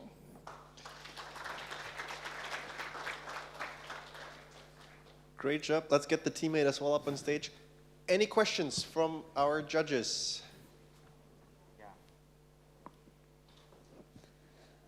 What do you think the biggest challenge for the Get user? For ourselves, we think the biggest challenge would be getting people on board, since there's already so many established traveling applications on the market right now, like TripAdvisor, Trip.com. So distinguishing ourselves from these competitors is one of the biggest problems we think we face currently. So how do you plan to solve that? We plan to, because one of the most distinct features of our application is our itinerary generator, which we have researched, and currently none in the market has, except for Ctrip, but they are only targeted in China. Like, so they only have a region in China that has itinerary generator. So we plan to market based on that, and also we actually have like another part of our application for tour guides as well. Yeah. I would say this space is very saturated, right? And I think there is a good opportunity right now because everybody is suffering from the chaos of traveling in and out of country. Singapore policy changes all the time. So I do personally suffer not knowing what to prepare, when to prepare. Should I take a PCR? Should I take ART? So I think that's a pretty good window for someone like you to come out with that trip planning, just to help. Like I think the Singapore airline also itself is trying to help the travelers, but I don't think they have done the best they can. So I think this probably create a good opportunity for you guys to better prepare travel for post-pandemic. Yeah, thank you. Any other questions? Yes. Like you said, you're allowing the customers to look for tour guides. Is there any point in time where they can audit the tour guide? Yeah, actually we actually plan to collaborate with Singapore Tourism Board and Singapore Society of Tourist Guides so that they actually give out license to tour guides. So we're actually thinking of, if we are able to collaborate, perhaps we can have a test on our platform for people to get certified as being a tour guide so that the users have more reassurance. Oh, I mean like, is there, say, for example, I want to go on this particular trip, and because they're going to bring me around, right? And I'm interested in what they're going to do. Is there an opportunity for me to like talk to or like message the guide before I say I pick you for $80 an hour? But due to time constraints, we didn't develop this, but we actually had a plan to develop a chat function so that we can allow direct communication between the traveler and the tour guide that they are booking. Then obviously, because this is consumer-based, like, is there a reviewing mechanism? Yeah. We actually have an explore page as well so that users can post their experience in the form of blog posts, but due to time constraints, we didn't have But for the guides as well, right? And vice versa, like for the tourists as well? Yeah. Okay, cool. All right, any questions from our online judges? Hi, this is Tony. One quick question from my side. What kind of information, will be stored in the database? Oh, we actually have quite a lot of information stored. So firstly would be preferences. Then, are you asking specifically on our itinerary generator section or like? No, just one overview of, the information. Okay, so based on my memory, we do have user data, and then we have attractions that we are storing with all the opening hours, all those details, description as well. Then we have user preferences that we are storing, as well as the previous itineraries they had, and all those bookmarks they had made, so that we can use it to better generate itineraries in the future for them. Then as for tour guides, it's a whole other user section, where we have tour guide users, and where they can post their listings, so we have a listings table for them as well. Yeah. All right. Okay. Thank you very much. Right on time. Great job, Reisen.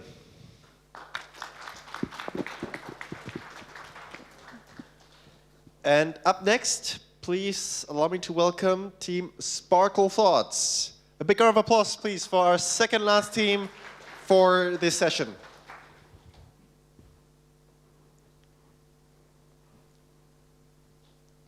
COVID-19 has devastated Singapore's tourism industry. A shocking $20.4 billion of tourism revenue have been lost ever since the pandemic struck. Small businesses, in particular, are especially vulnerable. With the lack of online presence and scarce marketing resources, small businesses struggle to navigate through the transition towards a post-COVID world. I'm Fabian Effendi, and today, our team, Sparkle Thoughts, will be presenting to you Trail Seekers, an integrated mobile app that bridges the gap between merchants and consumers to enhance brand presence. Coupled with an exciting array of user trail explorations, Trail Seekers enables users to patronize businesses in Singapore. Our target market comprises of small and medium enterprises.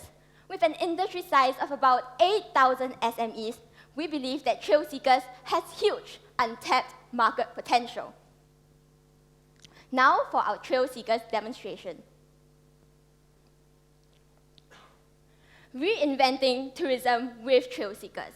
Your journey starts either as a tracker or a merchant. Merchants can register their business and select a subscription tier. Merchants can view the business dashboard, manage challenges, merchant rewards, and their profile. The business dashboard displays engagement analytics and trails that feature your business.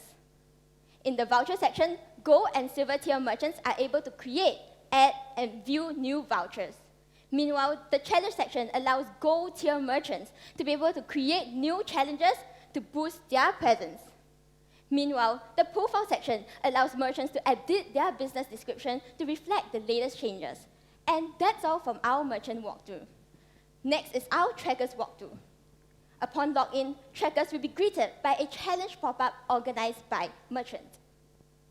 Trackers can choose from an array of trails and embark on their selected trail. Along the way, merchant descriptions will be displayed. And at the end of the trail, vouchers may be won from merchant-organized challenges. The tracker can then rate their trail experiences, write reviews, and add photos of their trip. In the rewards page, vouchers can be viewed and redeemed. The app also gives trackers the option to create their very own custom trails. And that's all from our trackers walkthrough. Trail Seekers is powered by an array of Huawei cloud services. GaussDB MySQL is used as our database alongside Elastic IP and Elastic Load Balance to maintain database connection and capacity. The database stores info such as merchant info and challenge info. For example, challenge info such as reward amount and winner counts are stored. This allows for easy modification by the merchants. Now I'll be elaborating on our solution architecture. Our product solution is cloud native. Huawei Cloud I is used to optimize and regulate the GaussDB architecture. Furthermore, leveraging function graph and VPC endpoint connections, We utilize Huawei AI models, such as Model Arts AI, image recognition, and content moderation to further regulate and optimize trail seekers' content. Moving on to our business strategy. We connect SMEs as well as the trail seekers to our PIE model. Firstly, publicity. We publicize our app to users, to SMEs, by taking part in SME conferences, as well as collaborating with the Singapore Tourism Board and Enterprise Singapore. Secondly, incentives. We incentivize merchants to come on board our app, do a 1-month free trial. And finally, engagement. We engage with merchants to our constant follow-ups and customization to cater to their needs. We leverage a 3-tiered subscription business model. The bronze tier model offers business features for merchants. The silver tier model allows merchants to create vouchers and discounts to attract users. The gold tier model allows merchants to create interactive challenges to not only attract, but also give a long-lasting impression that keeps users coming back. Our business has huge future market potential. You can see how the adventure tourism market size is poised to grow at a 20.1% compound annual growth rate, reaching an astounding $1.17 trillion global market size by 2028. And we believe that we are able to tap on this through our market expansion. Firstly, we will be using Singapore as a test bed for business insights and strategy.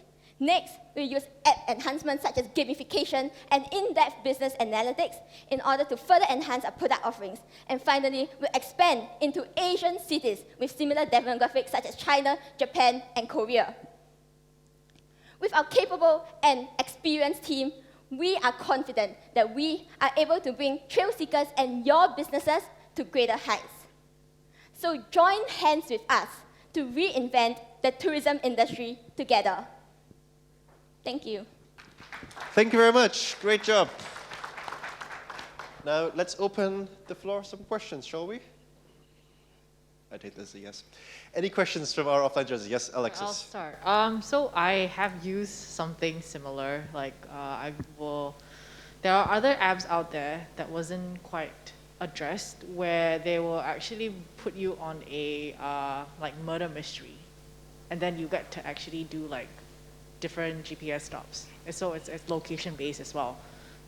What's the differentiation, that you'll be able to beat them, because they're quite fun. And then for you, it's just mostly going on trails, right? And you see there's not really like a gamification aspect to it.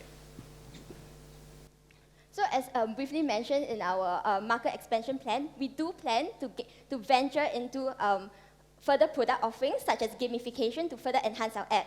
So we're thinking of something, for example, something like a treasure hunt to be able to attract users to continue and retain them in the app. And I guess regarding differentiation, what differentiates our app from the other apps in the market is our unique hybrid business model, where we combine the trail tourism with business opportunities. Because mostly those that's in the market only addresses the user aspect, which is like the trail seeking aspect, but they do not collaborate with SMEs to be able to tap into like this SME market to be able to promote this app. I think I would like to add on a short bit. So I think since the COVID has started, we have noticed that there's a trend of people going on adventure tourism. So we would like to take this opportunity to also incorporate this element in our app development and solution.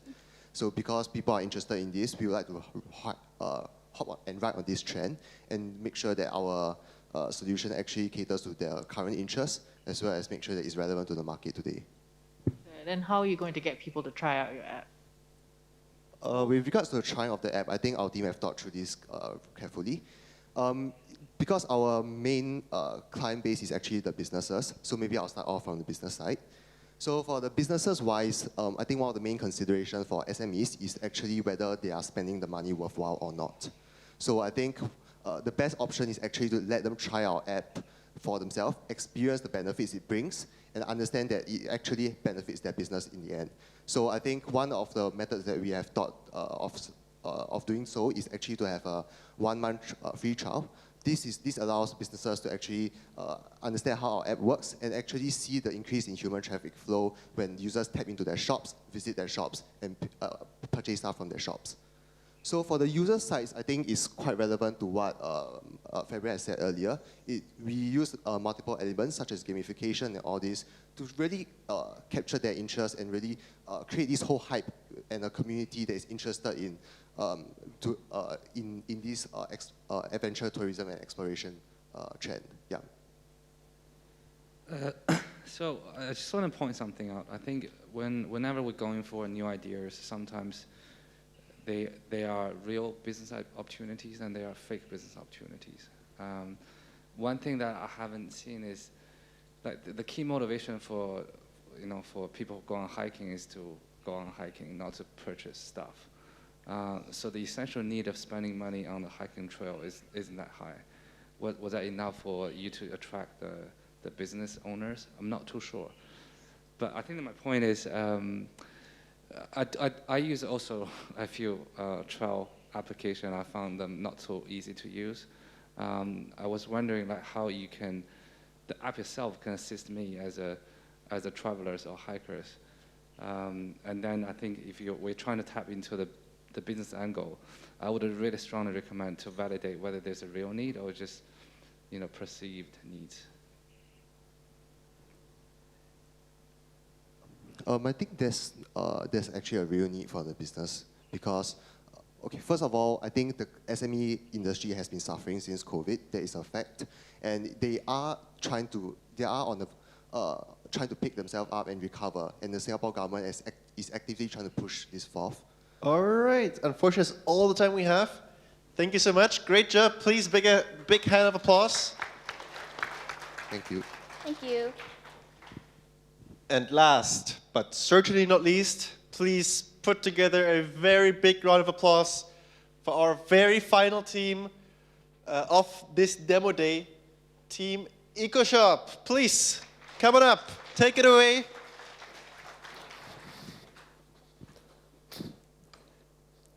Good morning. I'm Kai-san, and I'll be presenting Team EcoShop's pitch today. EcoShop is the future of sustainable e-commerce. Join me as we strive towards a greener and smarter future for consumer goods. To start off, why EcoShop? The consumer market is unsustainable due to massive wastages by consumer goods. To quote a statistic, 25% of all carbon emissions were emitted from manufacturing of consumer goods alone. Therefore, humanity's unchecked consumption is killing our planet, and there's a dire need to promote sustainable consumption.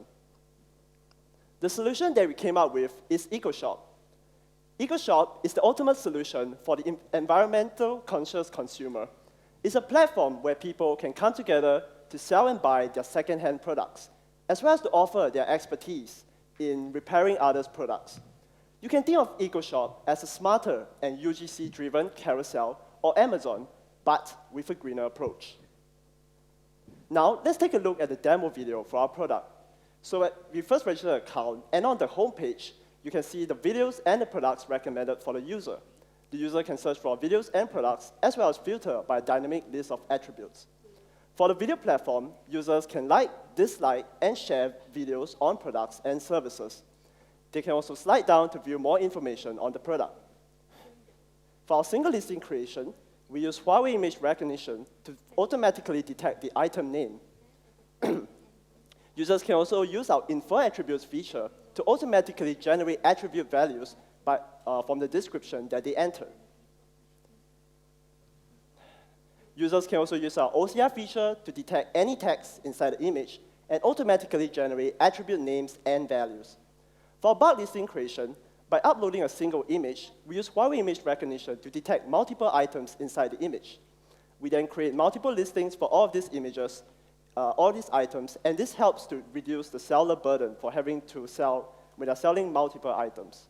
For our profile page, we have the green points and the add video functionality.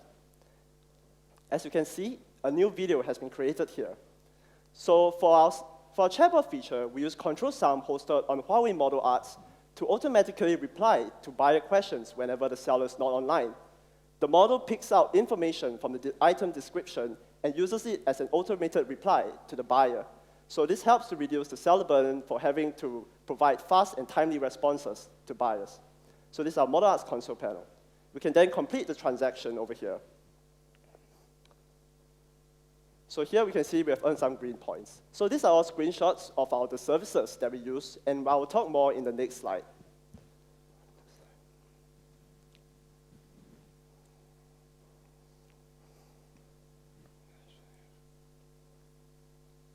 So let's talk about the tech setup for EcoShop. For the front end, we use React and the MUI design library, while for the back end, we use GaussDB for the storing of our data, Huawei Cloud ECS to host our chat socket server, Huawei Cloud Moderation to scan all the images, text, as well as videos uploaded on our platform, Huawei Image Tagging used to extract items from the picture, OCR to extract any text inside the images, Huawei Cloud CDN to accelerate the loading of our static website, Model Arts to host Control Sum NLP model, OBS to host our videos as well as all the listing images, and finally, Function Graph for the scalable serverless API backend. So our backend is a serverless backend, mainly revolving around API gateway and Function Graph. We also use the optimal usage of Huawei Cloud services unique to different regions. For example, GaussDB in the Guangzhou region, and most of our services in the Hong Kong region. You can also see the entity relationship diagram on the right for our GaussDB. So what are the unique advantages that does EcoShop have over its existing solutions, such as Carousel? Firstly, we have a short video platform. In this day and age, where the preferred means of communication is short videos, as we can see from social media giants such as Instagram and TikTok, our video platform will help to increase user engagement for our products and services. Secondly, we also have an AI-powered listing experience where we can auto-fill names and attributes, as well as bulk listing capabilities. All these features help to reduce seller workload when selling multiple items. And lastly, we have a content-based chatbot which uses Control Sum to use summarized information from the item description to answer questions automatically. For the market, we're targeting the environmentally conscious consumer. There's proven demand for such a market, where the size of the market in 2021 was $65 billion, and there's also increased demand due to the pandemic. For our business model, we're going for premium subscription models, where users can pay a small fee to gain access to extra features. Our premium features can include greater uploading limits for videos and listings, premium features such as the batch listing feature and the chatbot answer, and seller tools for analytics. This is the EcoShop team, where we have Billy, who's mainly working on the back-end machine learning, while I worked on the front-end and back-end. That's it. Thank you.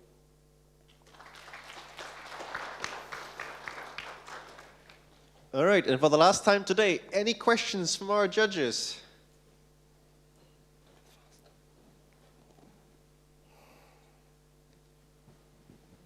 While you are listing your app into the ecosystem category, how much it can improve the environments? Because the only thing I take note is the green points, and it seems to be defined by users, so it doesn't mean much in this whole workflow, right?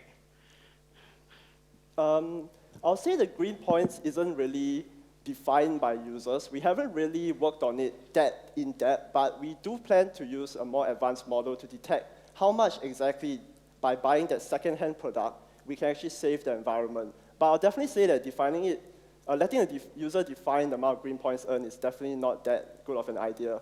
So we will definitely look to work on it on our side in the future. Just to build on that, right? Like for the green points, what besides an understanding or knowledge of how much you've saved or how much less you've consumed, are you able to, I don't know, monetize or switch the incentivize the potential buyers to get more green points and you can change for something? Yes, definitely. So green points this is one of the side features that we didn't manage to work on due to time limits, but of course, green points can be used to exchange for goodies, so or maybe enter some competitions, lucky draws, like you see in all those shopping platforms such as Lazada. So all these green points can definitely be used for many purposes, or even for advertising. Let's just say they want to exchange their green points for vouchers for other agencies and more. Just to add on, the green point is also kind of like an internal currency on our own platform, so that the sellers can actually use their the seller can actually can actually use like green points to actually buy like our premium like features, for example, the block listing function and the seller analytics tools. Yeah, so. Yeah. Great. Any other questions from our offline judges? If not, yes, Leo. Yeah, I just want to add a final point. I think quite often we see we're trying to build something, and again, to my early point, on a perceived value. And it's really associated to the customer segment that we're trying to target. So I think having a social in mind is great, because a lot of youngster cares about that social impact. How real is that? And what's the size of that? What's the size of that user group matters to us, right? So I think if you can considering that in developing your application, I think it will go much long way, I think. Thank you for the suggestion. For our online judges, any questions?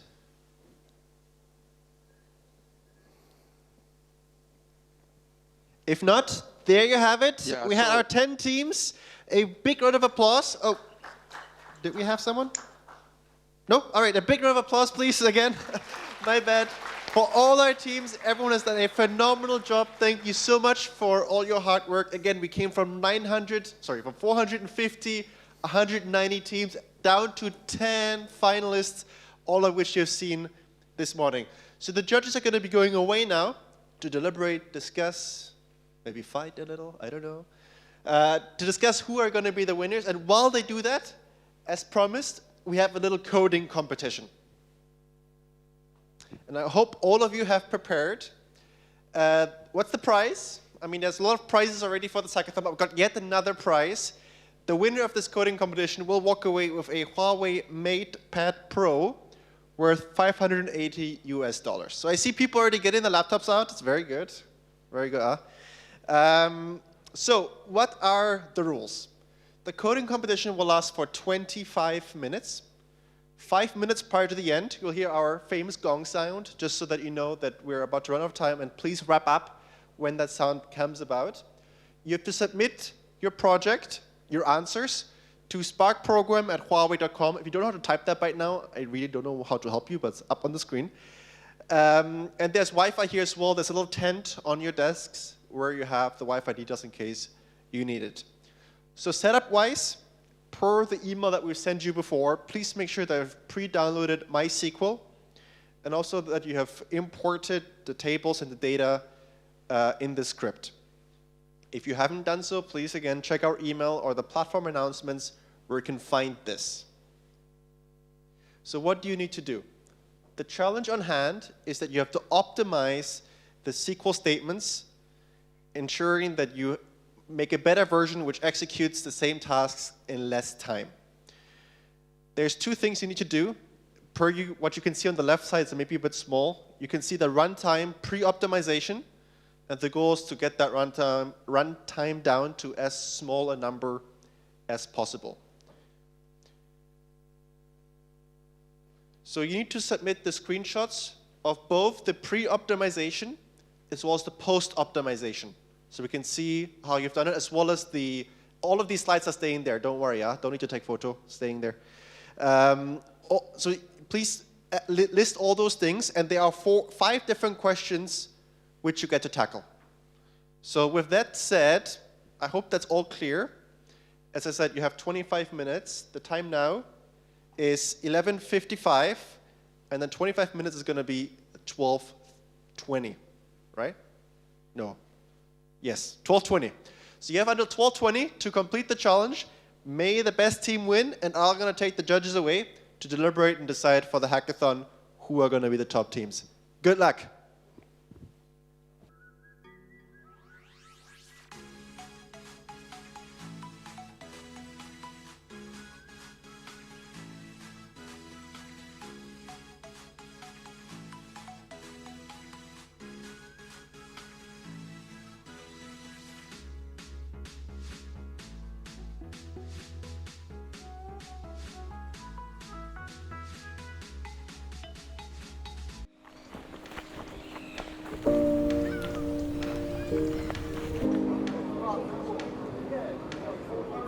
Wake up when the sun comes up. We'll drive all day and we'll drive all night. Reverse ads is trying to disrupt a $400 billion a year digital advertising industry. We worked with a big ambition that we will very soon have useful solutions or product, not only finding the vulnerability, but also tell you how to fix the vulnerability.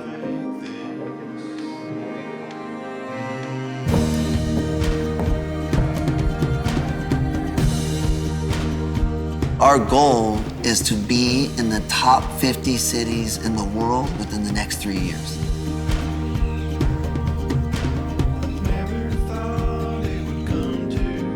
You gradually see the solutions you are developing can generate real values in the real world. Spark is a real partner to enable reverse ads to realize its potential. That's what it is for us.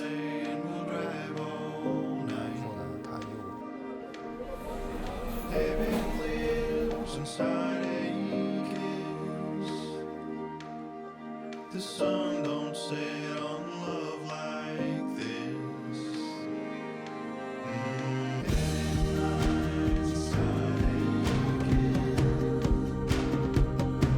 The sun don't set on love like this.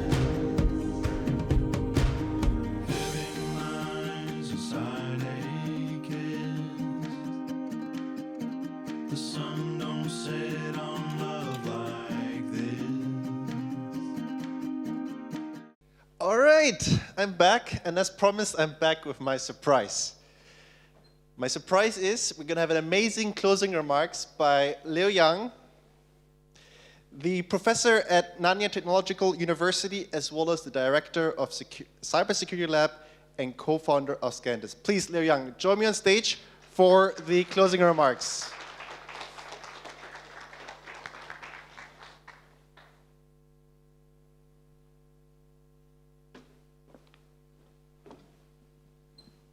Good afternoon, everyone. Thanks, Leo, and thanks, Huawei Cloud, for inviting me to this event and give a closing remark. It's really an honor, and for me, it's multiple meanings because I represent the university to evaluate, to have the understanding about the innovations. Also, I represent the Scantis to find a way to contribute to the Huawei Cloud's kind of the Spark initiative. I think the first thing I want to mention is that I really want to congratulate the participants, the 10 finalists, the team who have done a wonderful job. I think we are waiting for the results, but I think each of them have put all the energy to deliver something which is fascinating. And it doesn't matter it's winning or losing. I think you step off your comfort zone and try it yourself and do some kind of innovation. I think that is already a big remark for each of you guys. I think this is a very, very special thing for me because when I typically joking with students, when I teach about the software engineering course, when you see that they are the future software developers, the innovators, the technopreneurs, when you write programs, typically I joking with them that I mentioned that you are the god of the application you're writing, literally, because you can translate all your ideas, your innovations, your beliefs into the application you're writing. And we have witnessed these 10 teams. They are doing a fantastic presentation today.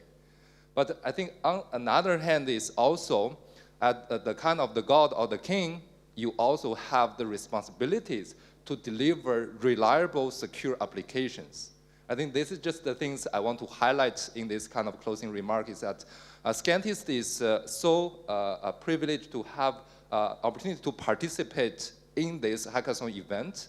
So we managed to scan the applications from the different team. We found that it is a very, very interesting, I can give you some very, very interesting statistics. Overall, we found that there are 60 bugs in each of these teams in the application is submitted, which means the quality, we need to think about how to improve the quality. And there are vulnerabilities as well in the application. We found 1.7 vulnerabilities in every 1,000 line of code. So that is also some kind of scary news. Even for the simple application, there are vulnerabilities there. The third things I want to mention that the average line of code each team contribute is around 2,600 line of code. And then the total line of code actually is close to 500,000, which means 98+% of the code actually is not written by the team, by the developer. Actually, they are using the open source component. It means that it is good, we don't need to reinvent the wheel. However, it means also you need to understand the consequence to bring these open source solutions into your own apps. So this is a very, very important kind of understanding each of the developer need to have, because the incorporation of this open source component means you have the security risks and also the license compliance issues you need to worry about.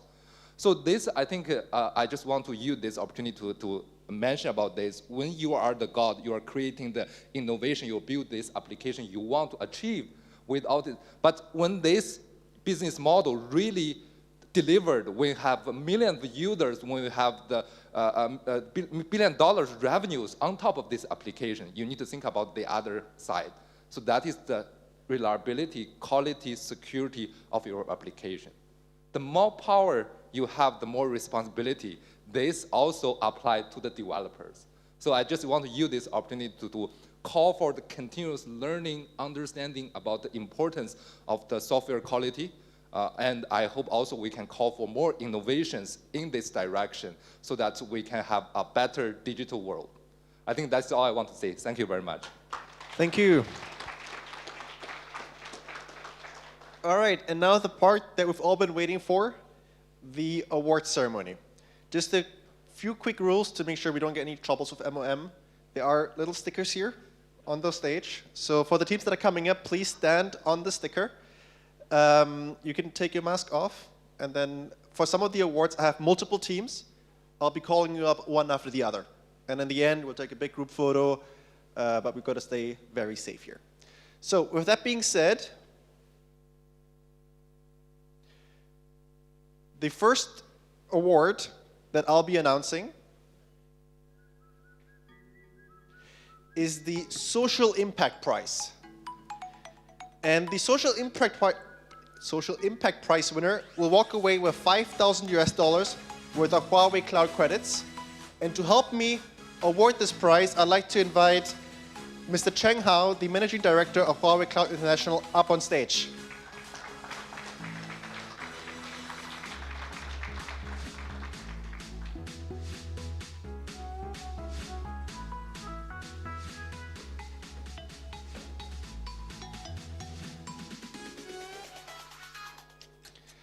All right, and with that being said, the winner of this very first prize is none other than, so many devices,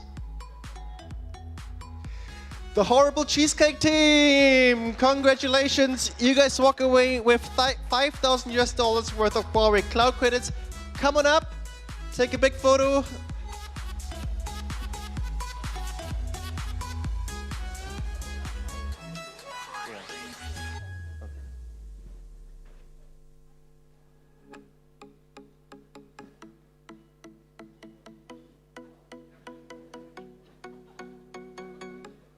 Please stand on the stickers.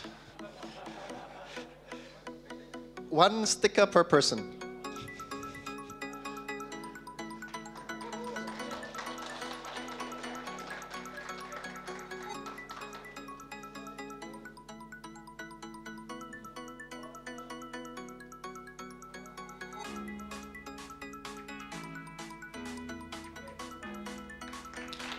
Thank you very much. Mr. Cheng Hao, please stay on stage. Up next, the next prize that I'll be announcing are our 4 teams. They're going to be walking away with the consolidation prizes, meaning $1,500 for each of the teams. And I'll be listing 4 teams, so please come up on stage one after the other. Don't all come at once. But the 4 teams that are winning this prize are Benchmark, Sparkle Thoughts, Reisen, Junior Federation. Big round of applause to all of you. So if I can please have Team Benchmark up on stage first for your photo.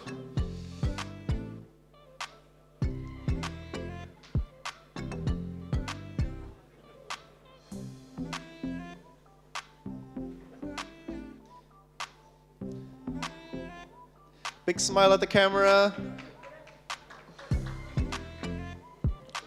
1, 2, 3, cheese. 1, 2, 3, Huawei. All right, and I'd like to have Team Sparkle Thoughts up next for your photo.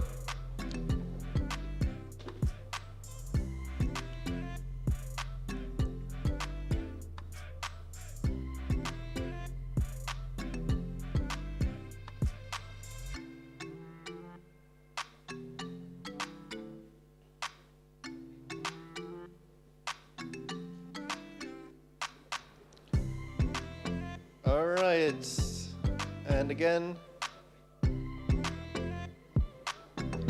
one wants to accept the prize. I'll take it. All right, guys, a big smile at the camera.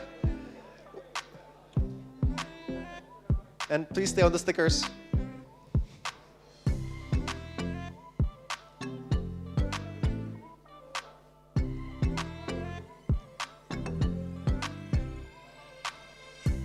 All right, thank you very much, Team Sparkle Thoughts, and congratulations. Up next, Team Reisen, please. Come on up on stage and fetch your prize.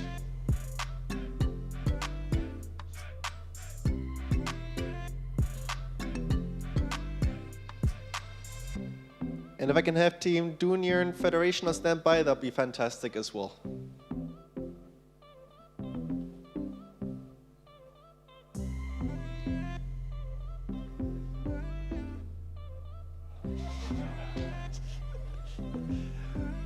All right.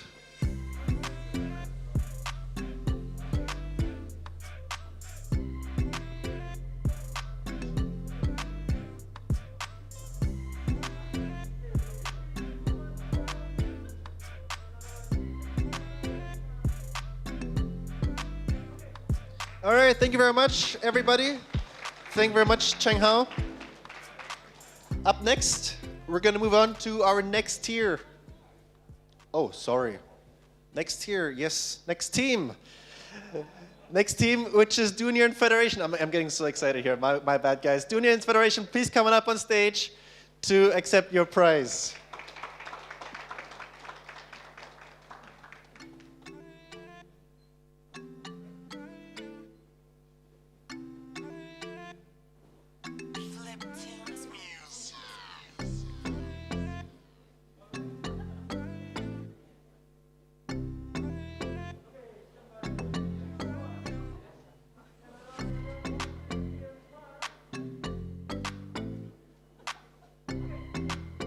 All right, thank you very much. And congrats to all these 4 teams. Up next, we're going to be moving to our third prize, our 3 third prize winners. And to help me award that, I'd like to invite Liu Yang back on stage to award the 3 teams. And each of these 3 teams is going to be walking away with $3,500 US. So the numbers are getting bigger. It's getting more exciting. So, again, in no particular order, come on up, join me up on stage.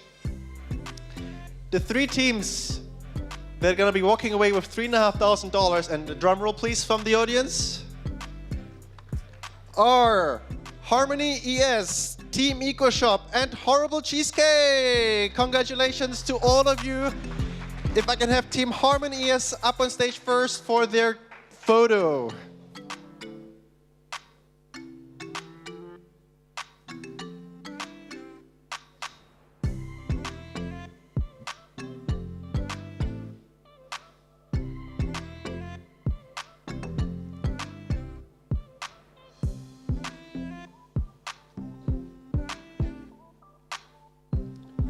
Congratulations, guys. Please step on the white dots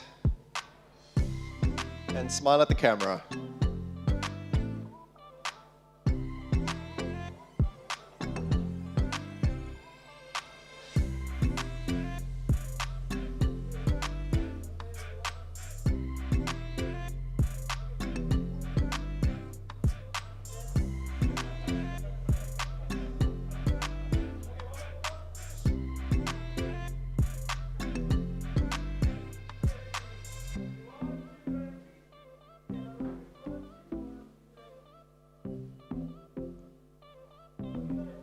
Congratulations, Team Harmony, yes. And up next, please, Team EcoShop. And Leo Young, please join me on stage.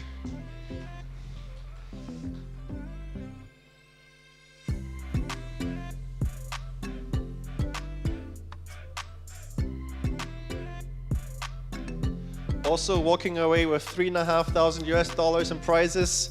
Congratulations, Team EcoShop.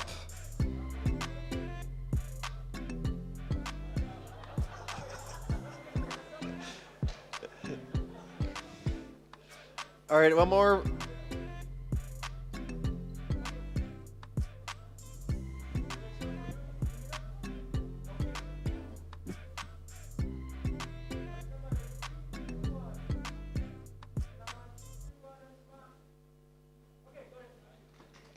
Great job, Team EcoShop. And our third team, welcome back on stage, Team Horrible Cheesecake.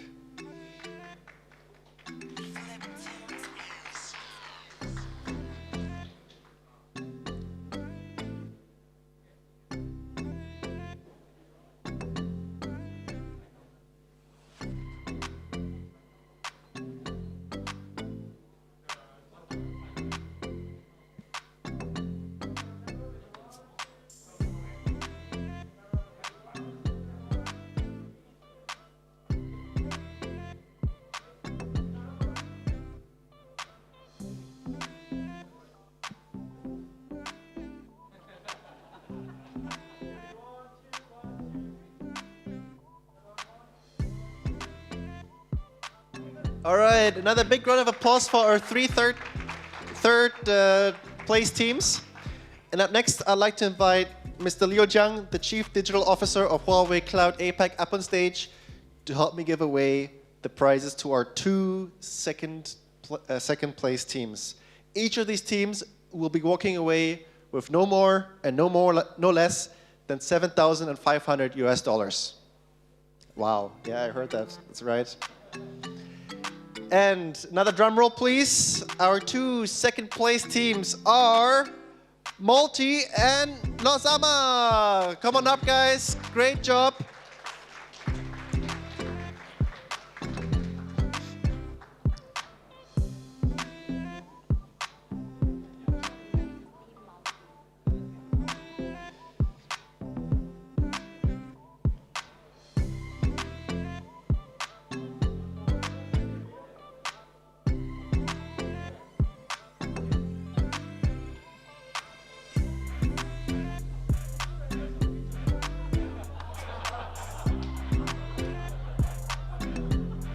I wish the photographer would say that to me.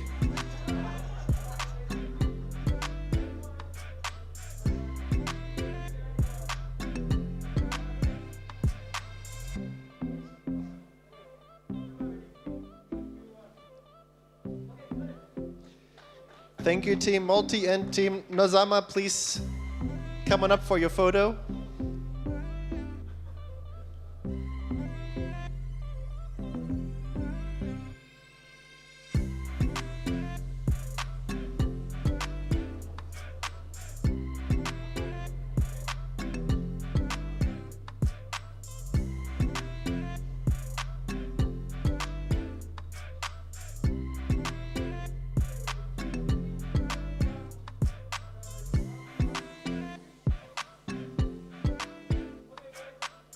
Thank you very much. Congratulations to the teams, and thank you, Leo.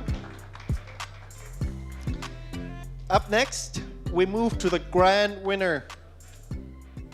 The grand winner of the inaugural Huawei Spark Hackathon here in Singapore. And to help me award this team, I'd like to invite Mr. Fu Fang Yong, the Chief Executive Officer of Huawei International, back up on stage. And this team is going to walk away with 15,000 Singapore dollars, US dollars. It's quite a bit more. 15,000 US dollars. Quite a lot of money you can do with that. And the team that is placing in first position for this competition is Nubility. Come on, guys, a big round of applause for our champions.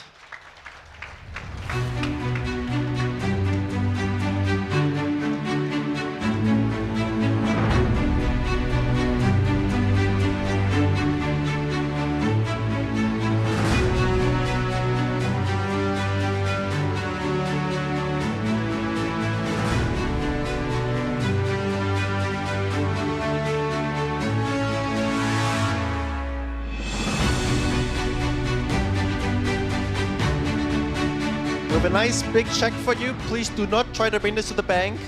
It may or may not work. But a big round of applause for our grand champions.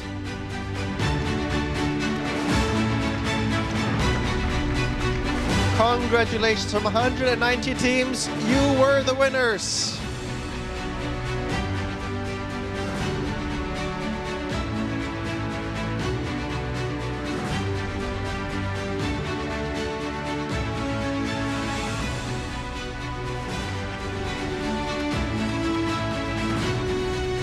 All right, there we have it. Our top 10 teams. But we still have one more prize, guys.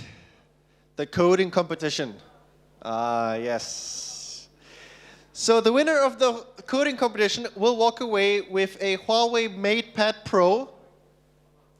And to help me award this prize, I'd like to invite up on stage Mr. Huang Wei Long, Senior Solution Architect at Huawei Cloud Singapore.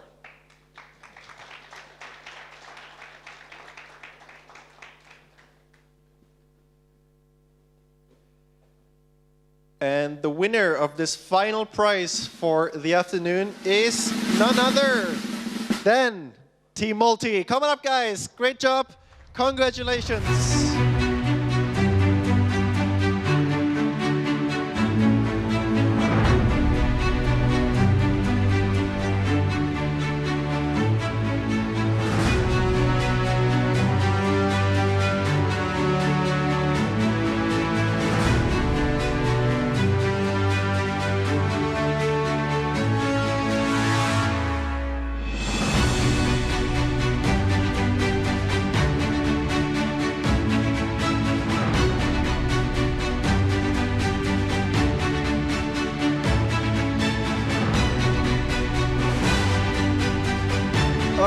Thank you very much. Congratulations to all the teams. As I said, you're all winners, and now you're officially all winners.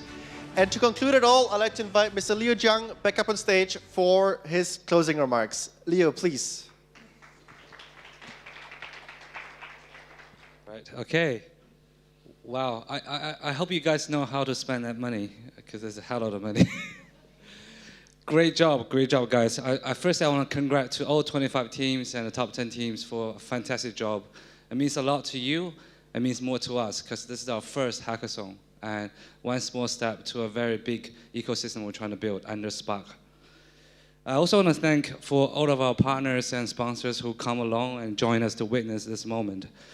And to us, this is a 3-year journey. As we announced, we are investing 100 million USD to the startup ecosystem across APAC.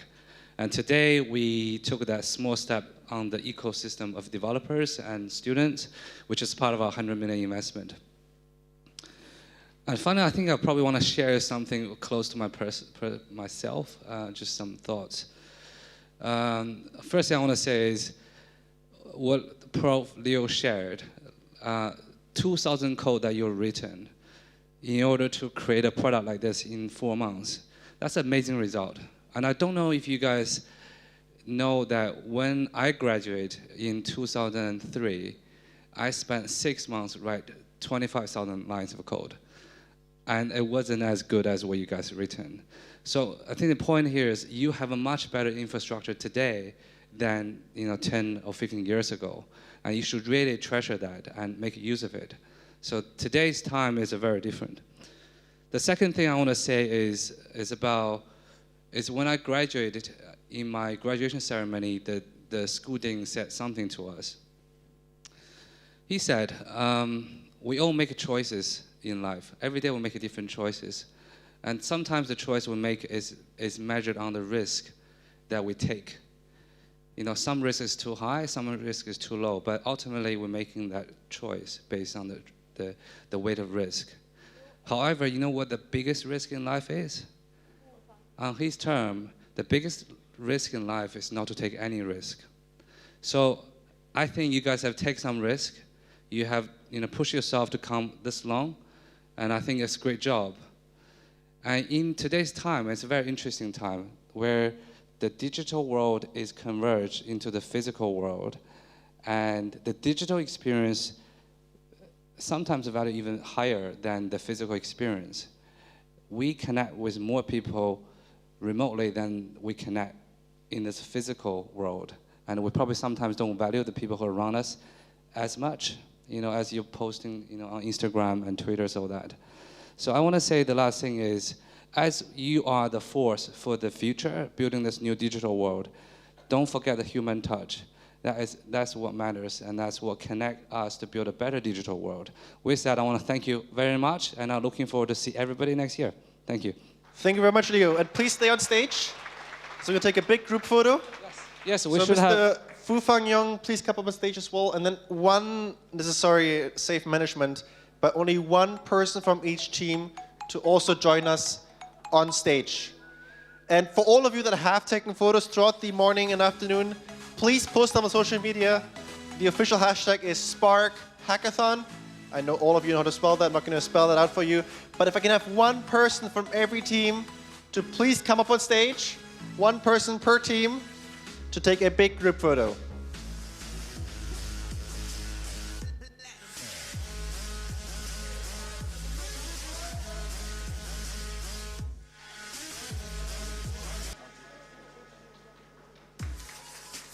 All right, thank you everybody. Thank you everybody for joining us at RWS this morning and afternoon. I hope you all had a fantastic time and had some great insights into what can be done on top of Huawei Cloud and been impressed how much has been delivered. So again, thank you so much for joining all of us this morning. Thank you for your time. Have a great rest of the day and of course an amazing weekend. My name is Johannes and I wish you all a very good day. Thank you so much.